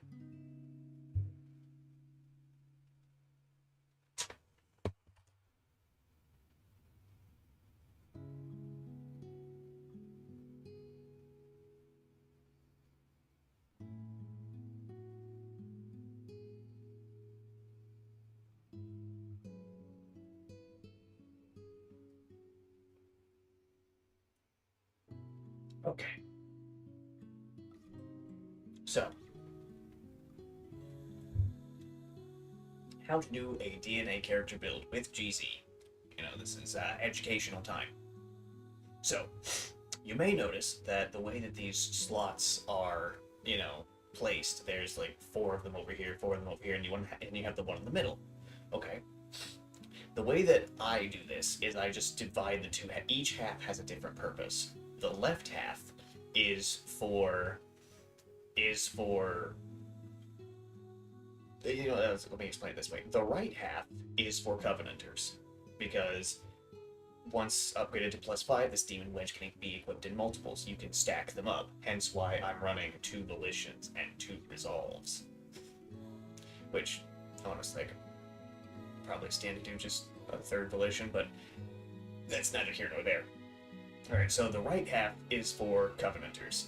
The left half is for basically anything else. And the way that you build is you're always going to have a Typhon. You're always going to have a Typhon's Prime, and you'll have different ones depending on the character. You'll always have Siren's Wings Inspo, just because it's more energy and it's skill efficiency. You will always have a Griffin. Now, this can either be... Let me show you. Now, the Griffins will either be...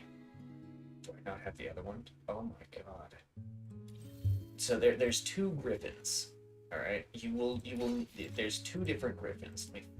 Let's just use this. So there's 2 Griffins. Squall Midnight Sun, which is, you know, they're all going to do elemental attack.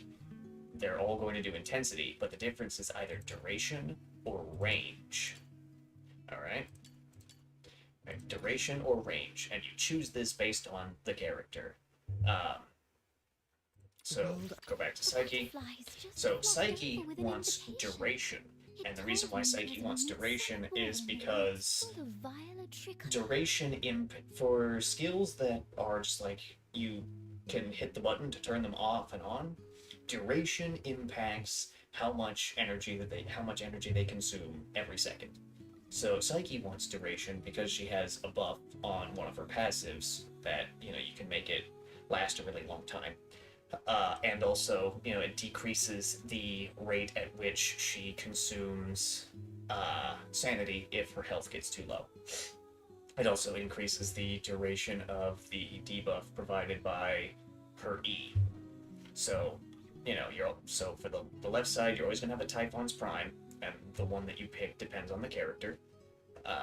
Most of the time, you'll either be doing Morale, or you'll either do Morale, Resolve, or Serenity. Hunt Down really isn't that useful right now, and Uplift is also not really that useful right now, especially, you know, Uplift, you think, oh, I can put that on my supports. Put Serenity on your supports, because you can stack that to just get more passive sanity, which is energy, which is abilities, which is damage. Right, and then the fourth one is most likely going to be some kind of element-specific wedge. You know, for Animo, it's either Haster's Whispering Zephyr or Haster's Turbulent Cyclone. You know, for Psyche, because, you know, you're using combat skills and, you know, doing, you know, you're pressing Q to get into, you know, the state where you can fly, and then you're pushing E to, you know, do damage and amplify damage. This is going to have constant uptime. At least, you know, if you're playing effectively, it's not that hard.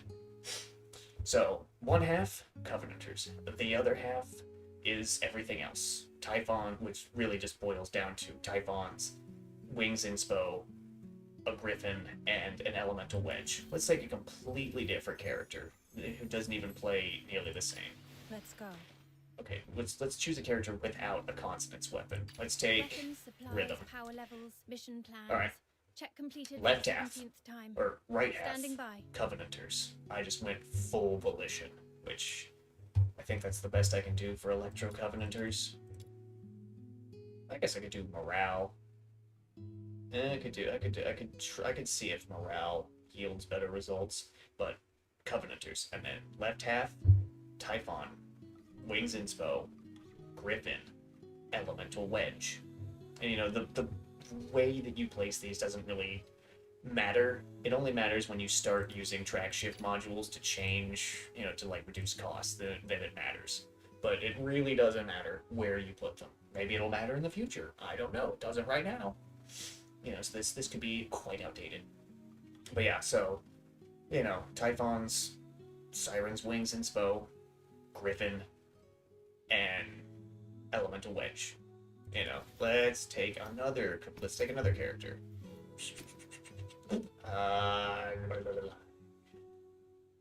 Let's do Outsider. So, Shall we do it together?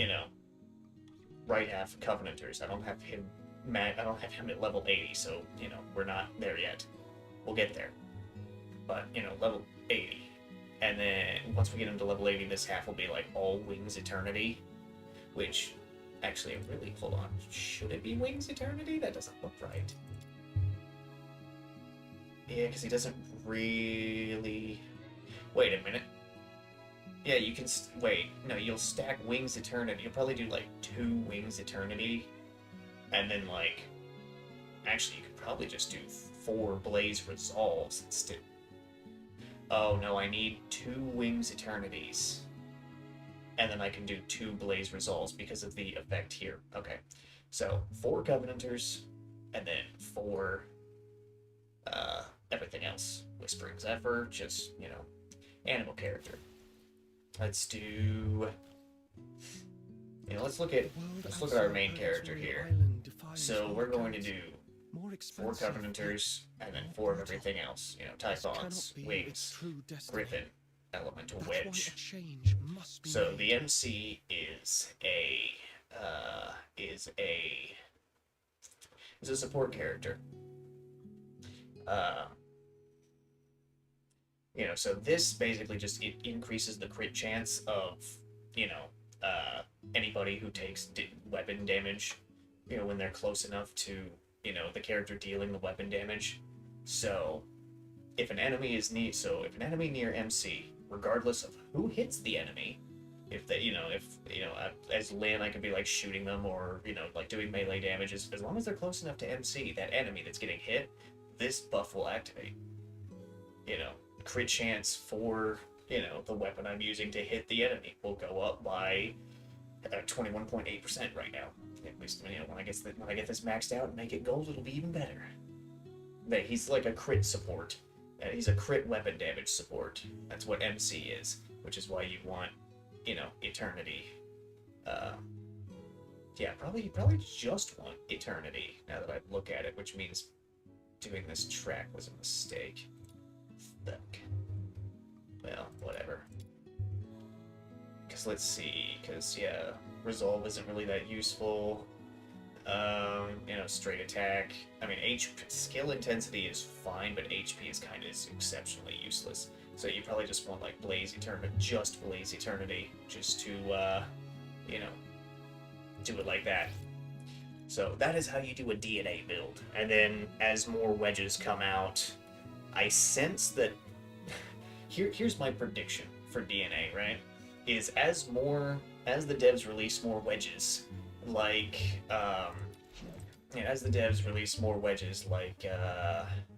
these two, but for the other elements, I think Covenanters will come to be replaced. So you'll have your early builds, which are just like mixing and matching wedges, kind of just trying to figure out the system. You'll have your mid-game build, which is, okay, I've kind of figured it out. Here's a Typhon guaranteed. Here's, the blue Wings inspo guaranteed. Here's, like, a Griffin. Here's a blue Griffin, blah, blah, blah. That's when you kind of figure it out. You'll have your late-game builds, which are, what I showed you. Like, purple to gold, 4 Covenanters, 4 everything else. And then you'll have your min-max build, which is going to consist of, probably like 2 Covenanters and 6 unique wedges. And of course, they'll develop more like of the center wedges that you're gonna have to farm up. But yeah, the min-max build is going to require an insane time sink, in order to get it. But you will have an unprecedented level of power. to show for it in order to complete, you know, the hardest stuff in the game, like the Immortal Theater, or, you know, just, well, Mystic Maze doesn't let you use wedges, so Mystic Maze doesn't count, but, you know, or like doing, you know, these bosses quicker, you know, so you can get more stuff to farm with. Kind of surprised we haven't gotten another one yet, but, you know, we'll see what happens with the rest of the story in the new area. But yeah, the min-max build is going to require a lot. The thing is, though, that once you have a wedge, you can put it on all your characters, you know, at the same time. You don't need to farm one wedge for every character. That would be insane. That would be so fucked. That would be so fucked. But, you know, hold on. Actually, I'm going to do a quick thing just to finish my dailies. God, I'm so good. Dailies completed. Phenomenal. But, yeah, it's going to be... That's a grind that I, you know, just found out about. Oh my god. Oh, I can do the rest of these. Cool. Well, almost. 8 hours. But yeah, this is going to be... yeah, now that I've realized, like, oh, this is going to be, you know, fucking crazy. Awesome. Awesome. 80 letter clues. Hello. I can get 90 more. Ooh, baby. Also, money. I need money. Yeah, so basically the idea is get the character. You know, get a character. Level up the character. You know, ascend and level up the character to level 80. Get the character's skills and these passive nodes. You know, this one, if it's not a support, you can kind of... Very surprised I'm still streaming. I started at 5. So, you know, kind of just... I rambled about VTC campaigns for a while, and then now I'm just rambling about the grind progression in DNA. But, you know, get the character. Max ascend the character. Get them to level 80. Level up the skills. Unlock the nodes. You know, and then, you know, get interons. You know, obviously you want to get to I6, but certain ones will just boost your power. Most characters will have some kind of, you know, weapon that is, you know, their signature. You need to get the weapon. You don't necessarily need to level up the weapon, unless the character scales with it. But what you want is to get smelts. So that way you can just boost these yellow values. You know, from smelt 0 to smelt 5, these values will double. So at smelt 5, resolve 10%, resolve 16%, attack speed 30% for 30 seconds, and then 0.4 second extension. It's gonna be... Like I said, if you min-max, you will have an unprecedented level of power to show for it, but god, that's gonna take a while. And then, you know, yeah, after you get the character, and after you do all the character stuff, and then you get the weapon, and you do the weapon stuff, the final boss of character progression is demon wedges. Getting all 8, and in some cases right now 9 wedges to +10. Demon wedges are the final boss of Duet Night Abyss.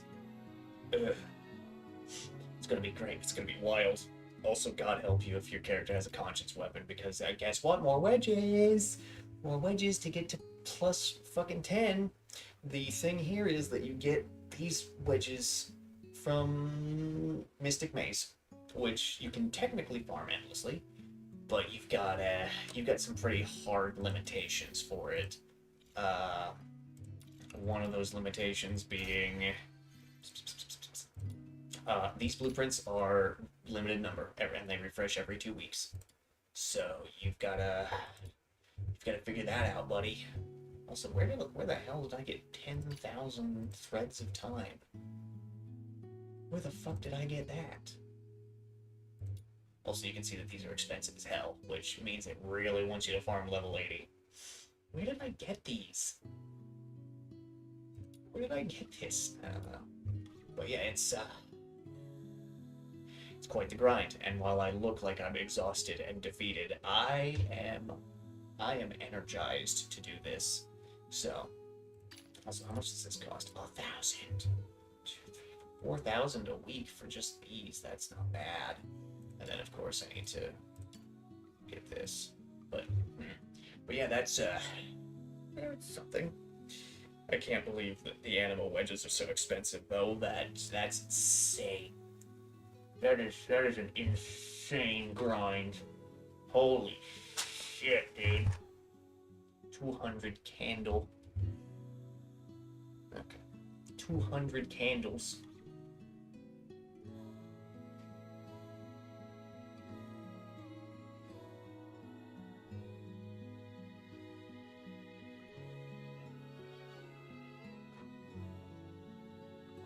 $200 candles. 20 golden, like the Wings Inspo one is just, holy fuck, that one's crazy. Anyway, I'm just gonna get these, just because getting wedges gives you trial XP, and while I'm not necessarily in a hurry to get my trial XP anymore, it's still something that's good to grab.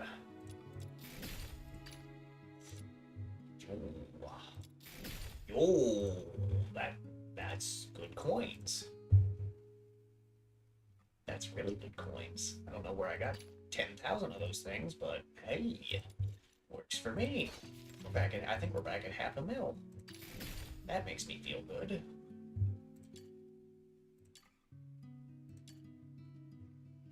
Ah, Fenrir's full blue. But oh shit, that's gonna be kind of crazy. Oh yeah, okay. The demon wedge grind is the real shit, and you know, I have a methodology for how I go about any. I have a methodology for how I go about two. Good God, I've got a lot of weapon letters I need to get through. Anyway, I have a methodology for how I grind, for the order that I grind my wedges. So, your biggest boost in power comes from Typhon, Griffin, and Typhon. So your biggest boosts in power are fourfold. Typhons, which you get from level 60. Well, Griffin's come from level 60. Typhon comes from level 50 and level 55. I farm the level 50 because of Fenrir's Brutality and Fafnir's Loadout, because those gold celerity wedges want these. And then the elemental wedges, which are 65, and also you get Covenanters from 65. So 65, if you want to be, if you want to get the biggest boost of power in what could possibly be the shortest amount of time, you farm level 65. And what you want is you want to get 50 of the elemental wedges, so that way you can ensure that you have enough to,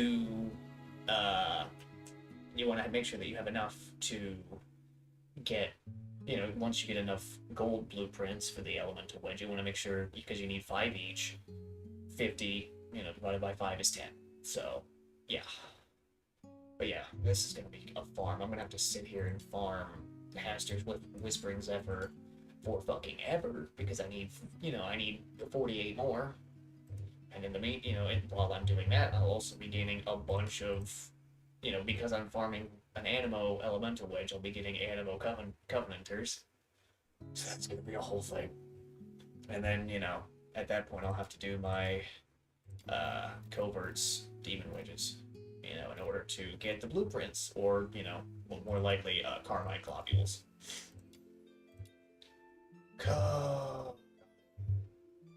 And then, yeah. Oh, fuck, yeah, because you need, yeah. Yeah, so, farm those secret letter clues.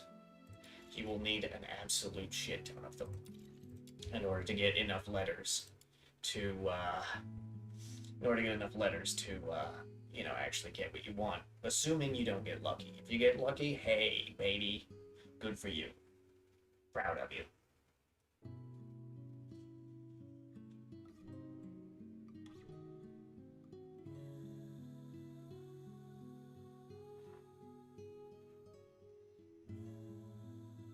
Oh, demon wedges. You can do these things in about whatever order you want. Depending on the character, you might have to wait for weekly boss resets. But you can farm skill materials all the time. You can farm money all the time. You can farm ascension materials all the time. You can farm character and weapon. Well, let me just, anything here you can farm all the time. You don't need to wait.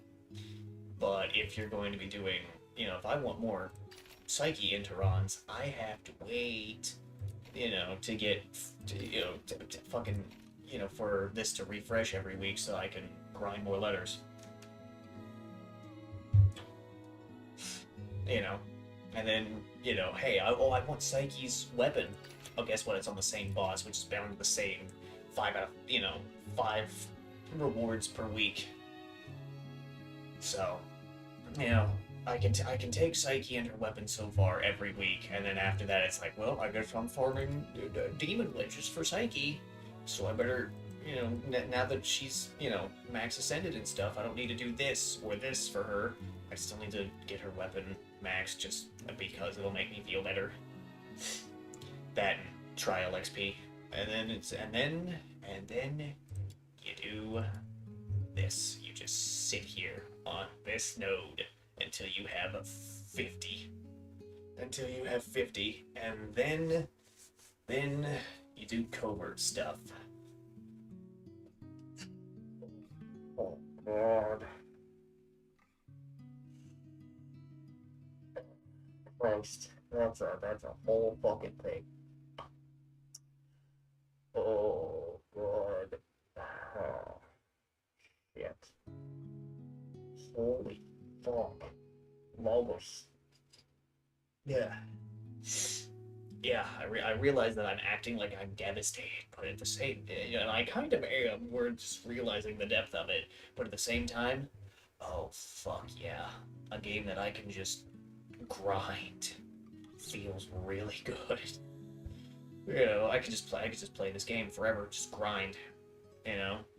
Some of you might be saying, "Oh, GZ, that sounds really monotonous and boring." I mean, yeah, it could be, but also, I can just do it and then have something on the other monitor. Like I could grind and watch anime or listen to music or be in a voice chat with somebody. It's like, oh yeah, I'm just farming demon wedges. Have a conversation with somebody while my hands are occupied. My mind isn't. It's monotonous grinding. So, it's more just like, all right, you just do this, you just do this in the background while, I'm just like watching TV, it's whatever. It's great. I only need to be active when I'm actually doing the active content, like the theater or something,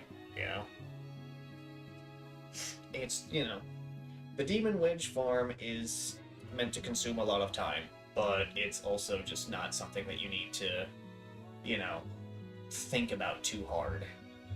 It's just a matter of grinding your entire face off to get it done. So, I guess, I'll eventually need to get started with it because I guess what I really want to do, I should say, is I want to clear out my secret letter stash because I've got a bunch that I just want to get through. They're just sitting there.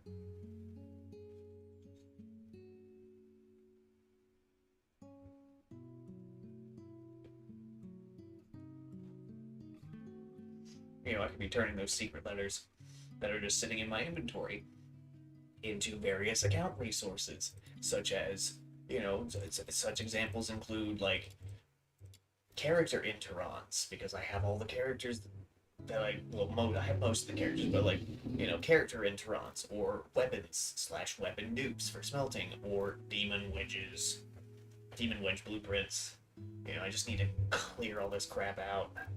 Which, 200 different letters here just to go through. I kind of went crazy with buying a bunch of them. Also, I've got Fushu now, so I should definitely get Halcyon Gracefall. Also, I didn't notice I got more Fina. I got more letters for Fina's weapon. I gotta do that too. Okay. Yeah. Oh yeah, we have our work ahead of us.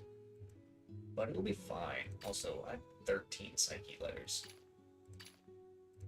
I have enough blades, I have enough grips, I just need blueprints. Okay. Hopefully I get a bunch of magnets and, yeah. Also, the hour switched over. Let's see, do we have any good ones? We've got an expulsion, we've got a dismantle on characters, so I'm probably just gonna do the dismantle 100 times to get all the character letters cleaned out. And then, what do we have on weapon? Nothing. Wait, exploration isn't bad. Okay, I could do exploration, that's fine. And then the Demon Wedge does not have a good one right now. Termination is just expulsion, but slower. Capture is fine. I guess that could be decently quick.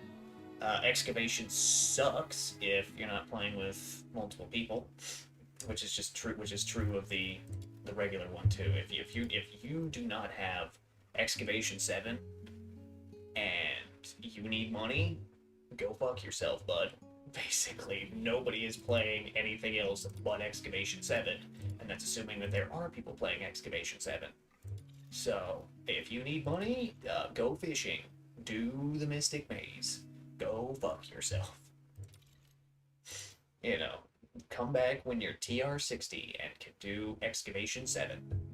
And then, you know, it's not like a hope and pray to God kind of thing. It's more just like, you know, hey, buddy, congratulations, you got some people that'll run with you on Excavation 7. That'll make it so much faster because you can hit all three excavators pretty quick.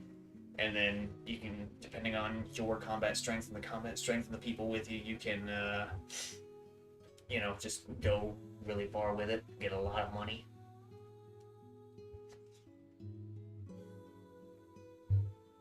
The world outside. Who's the target today? Also, I just realized, I got a bunch of money. What a bore. Oh, yes. I can get it to 75. Fuck. Ah, well, character upgrade. Fuck it. Far more XP later. And now we can do stuff. Also, I've realized that her efficiency and duration combined together are so crazy that it just doesn't, you know, I could, you know, this is where I kind of break the rule here. Because of how Lynn works, her efficiency and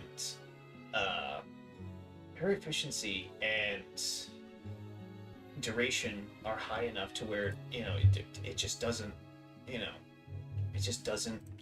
I can afford to have, like, Onslaught right here to, you know, to do stuff with. I am going to equip her with another duration because the debuff that she inflicts is duration based. I think the preload stuff is too. So more duration over efficiency. That's just how it works.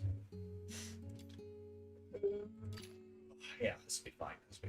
Also, 100. Anyway, just like every other weapon, I guess. So yeah, I can afford to have, like, Onslaught on Lynn instead of more duration because, you know, Onslaught just gives you more damage. So of course you want more damage. Let's see, 12%, 6%. What does this do? 12%, 6%. But this is the gold one, so it can be upgraded. Sybil, Lady Niffle, that's fine.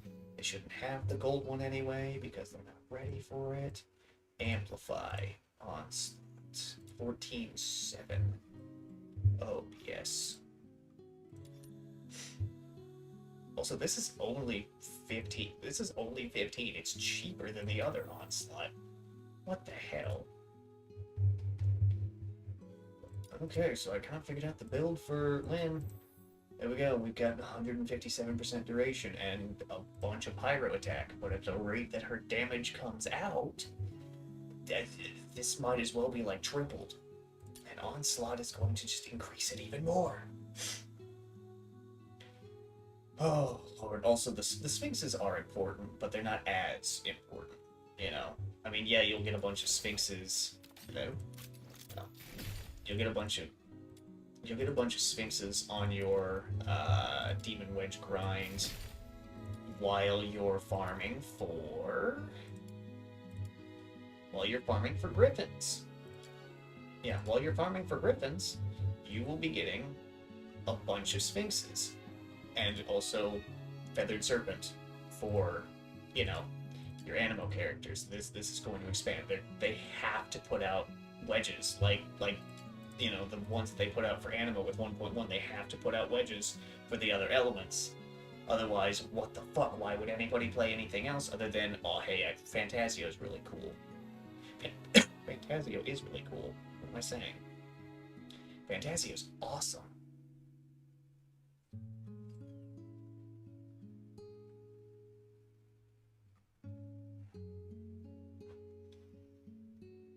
But yeah, the wedge grind is where it's, you know, you thought, oh, character grinding and weapon grinding, man, and skill stuff, that's a grind.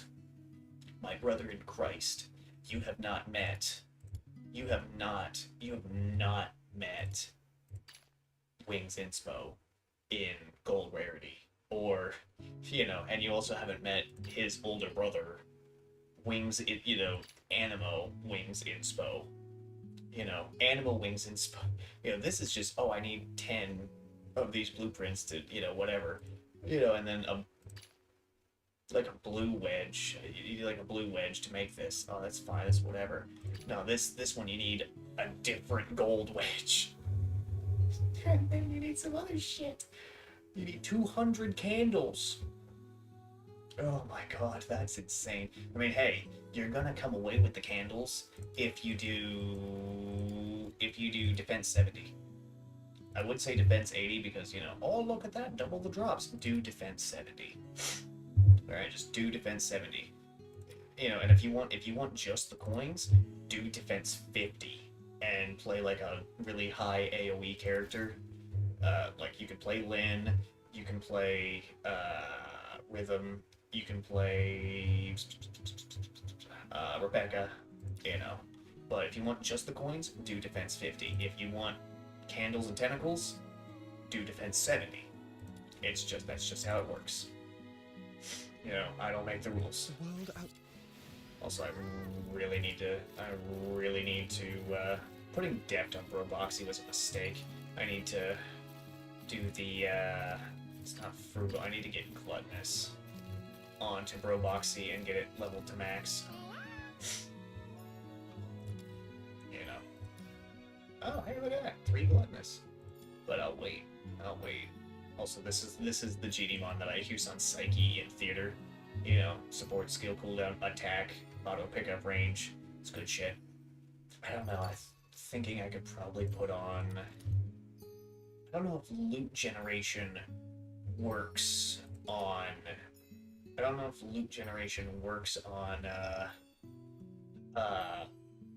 Like potions and stuff in the theater to increase health and sanity. I don't know if it works on those drops. I might have to ask on the Discord server, see if anybody knows. But yeah, if so, then I know what the fourth trait I'm gonna put on this Dandamew is. Dandameow. But if it doesn't, then I'm at a loss, and it's just gonna be shiny, and I don't care. But yeah, I guess I really need to reformat my my wedge grinding strategy. You know, just to yeah, because we're gonna need a lot. We're gonna need a lot for that. Holy shit, dude.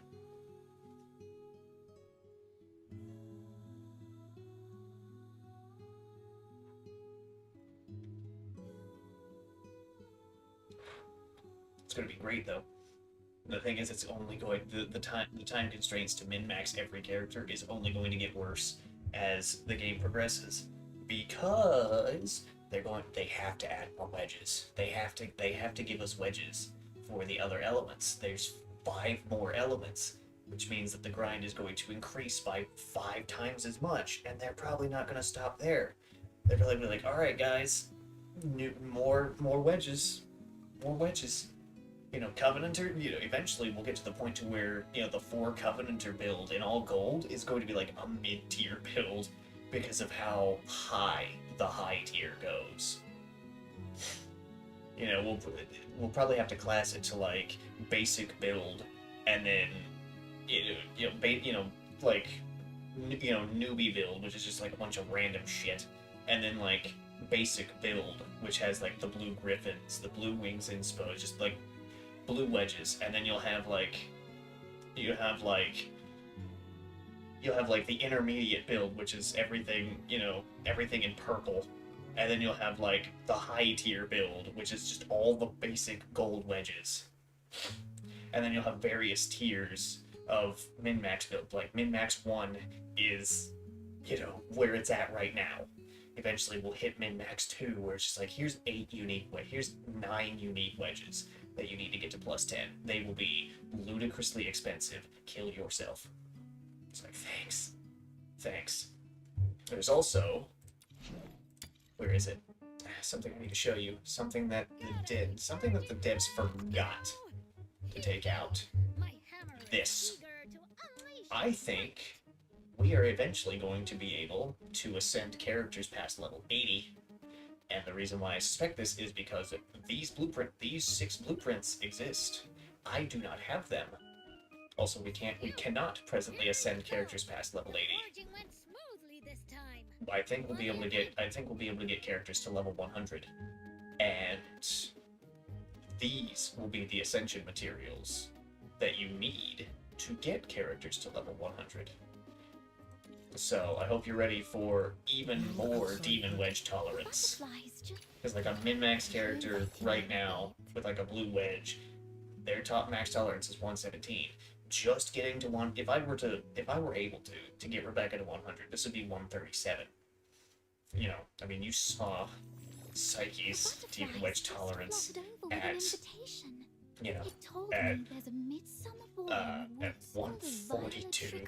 I have no idea how much this goes up by, because I don't have extra copies of Feathered Serpent's Resolve to, you know, mess with. So, yeah, I hope you're ready for even more Demon Wedge tolerance. Things are going to get more expensive and more costly, but we will eventually be able to get to level 100. I don't know if it's going to be 1 ascension, I don't know if it's going to be 2. If I had to guess, I think it's going to be 2. Which means that we'll probably get, because this is every 2, we'll probably get like another track shift module out of it. Weapons don't... Wait a minute. Weapons. No. Items. A weapon is like your life partner. Wait. You gotta treat it well. Is it not under items? Where is it? Am I blind? Yes, this. We don't have unknown blueprints for this. We don't have we also don't have gold versions of these. So I think they'll release these things. They forgot to take these blueprints out of the game. And then we'll get gold versions of this in order to get weapons to level 100 as well. Which means that all weapons will have a max tolerance of 120. Because they don't have anything to increase tolerance. But also, weapon damage does really need a buff, because it is severely lacking. You know, there are some characters where it's like, oh, it increases weapon damage. It's like, yeah, that's all cool and good, but the weapons don't do enough damage. Even with those buffs, abilities far outstrip them. Even with maxed out gold wedges. You know, this is coming from people who have maxed out gold wedges. I've seen it. So, maybe they're wrong. Maybe they're wrong. And they're just, you know, I don't know. Maybe nobody has maxed out gold wedges on their weapons because they're like, oh, weapons, ew. But I think Kensho will go a long way. Will help. You know, might finally, you know, reveal to us, oh, weapons are good. But I don't know. We'll find out. Anyway, this is almost done, and I really need to get to bed. I gotta get up. I think I'm going to adjust my plasma donation schedule. I think I'll do. I think I need to. I need to adjust my plasma donation schedule because this is not going to work. Streaming and then getting a nap in before going to donate plasma is not going to work. So I think I'll adjust it to Monday, Thursday instead of Sunday, Wednesday. Yeah, Monday, Thursday works. So I think I'll do that. Yeah, so I'm gonna have to move around a bunch of appointments. That's great. But hey, thanks for sitting with me and listening to me ramble about my campaigns. Thanks for sitting with me and listening to me ramble about how to build characters in Duet Night Abyss and how this is just the grindiest game ever. I love it though. I love it. But this is the part where I start closing windows. I gotta close down one thing at a time. One thing at a time. Come on, DNA. Come on. There we go. We pull that up. There we go. We bring up that window. There we go. Alrighty, everybody. So until next time, I'll see you all again later.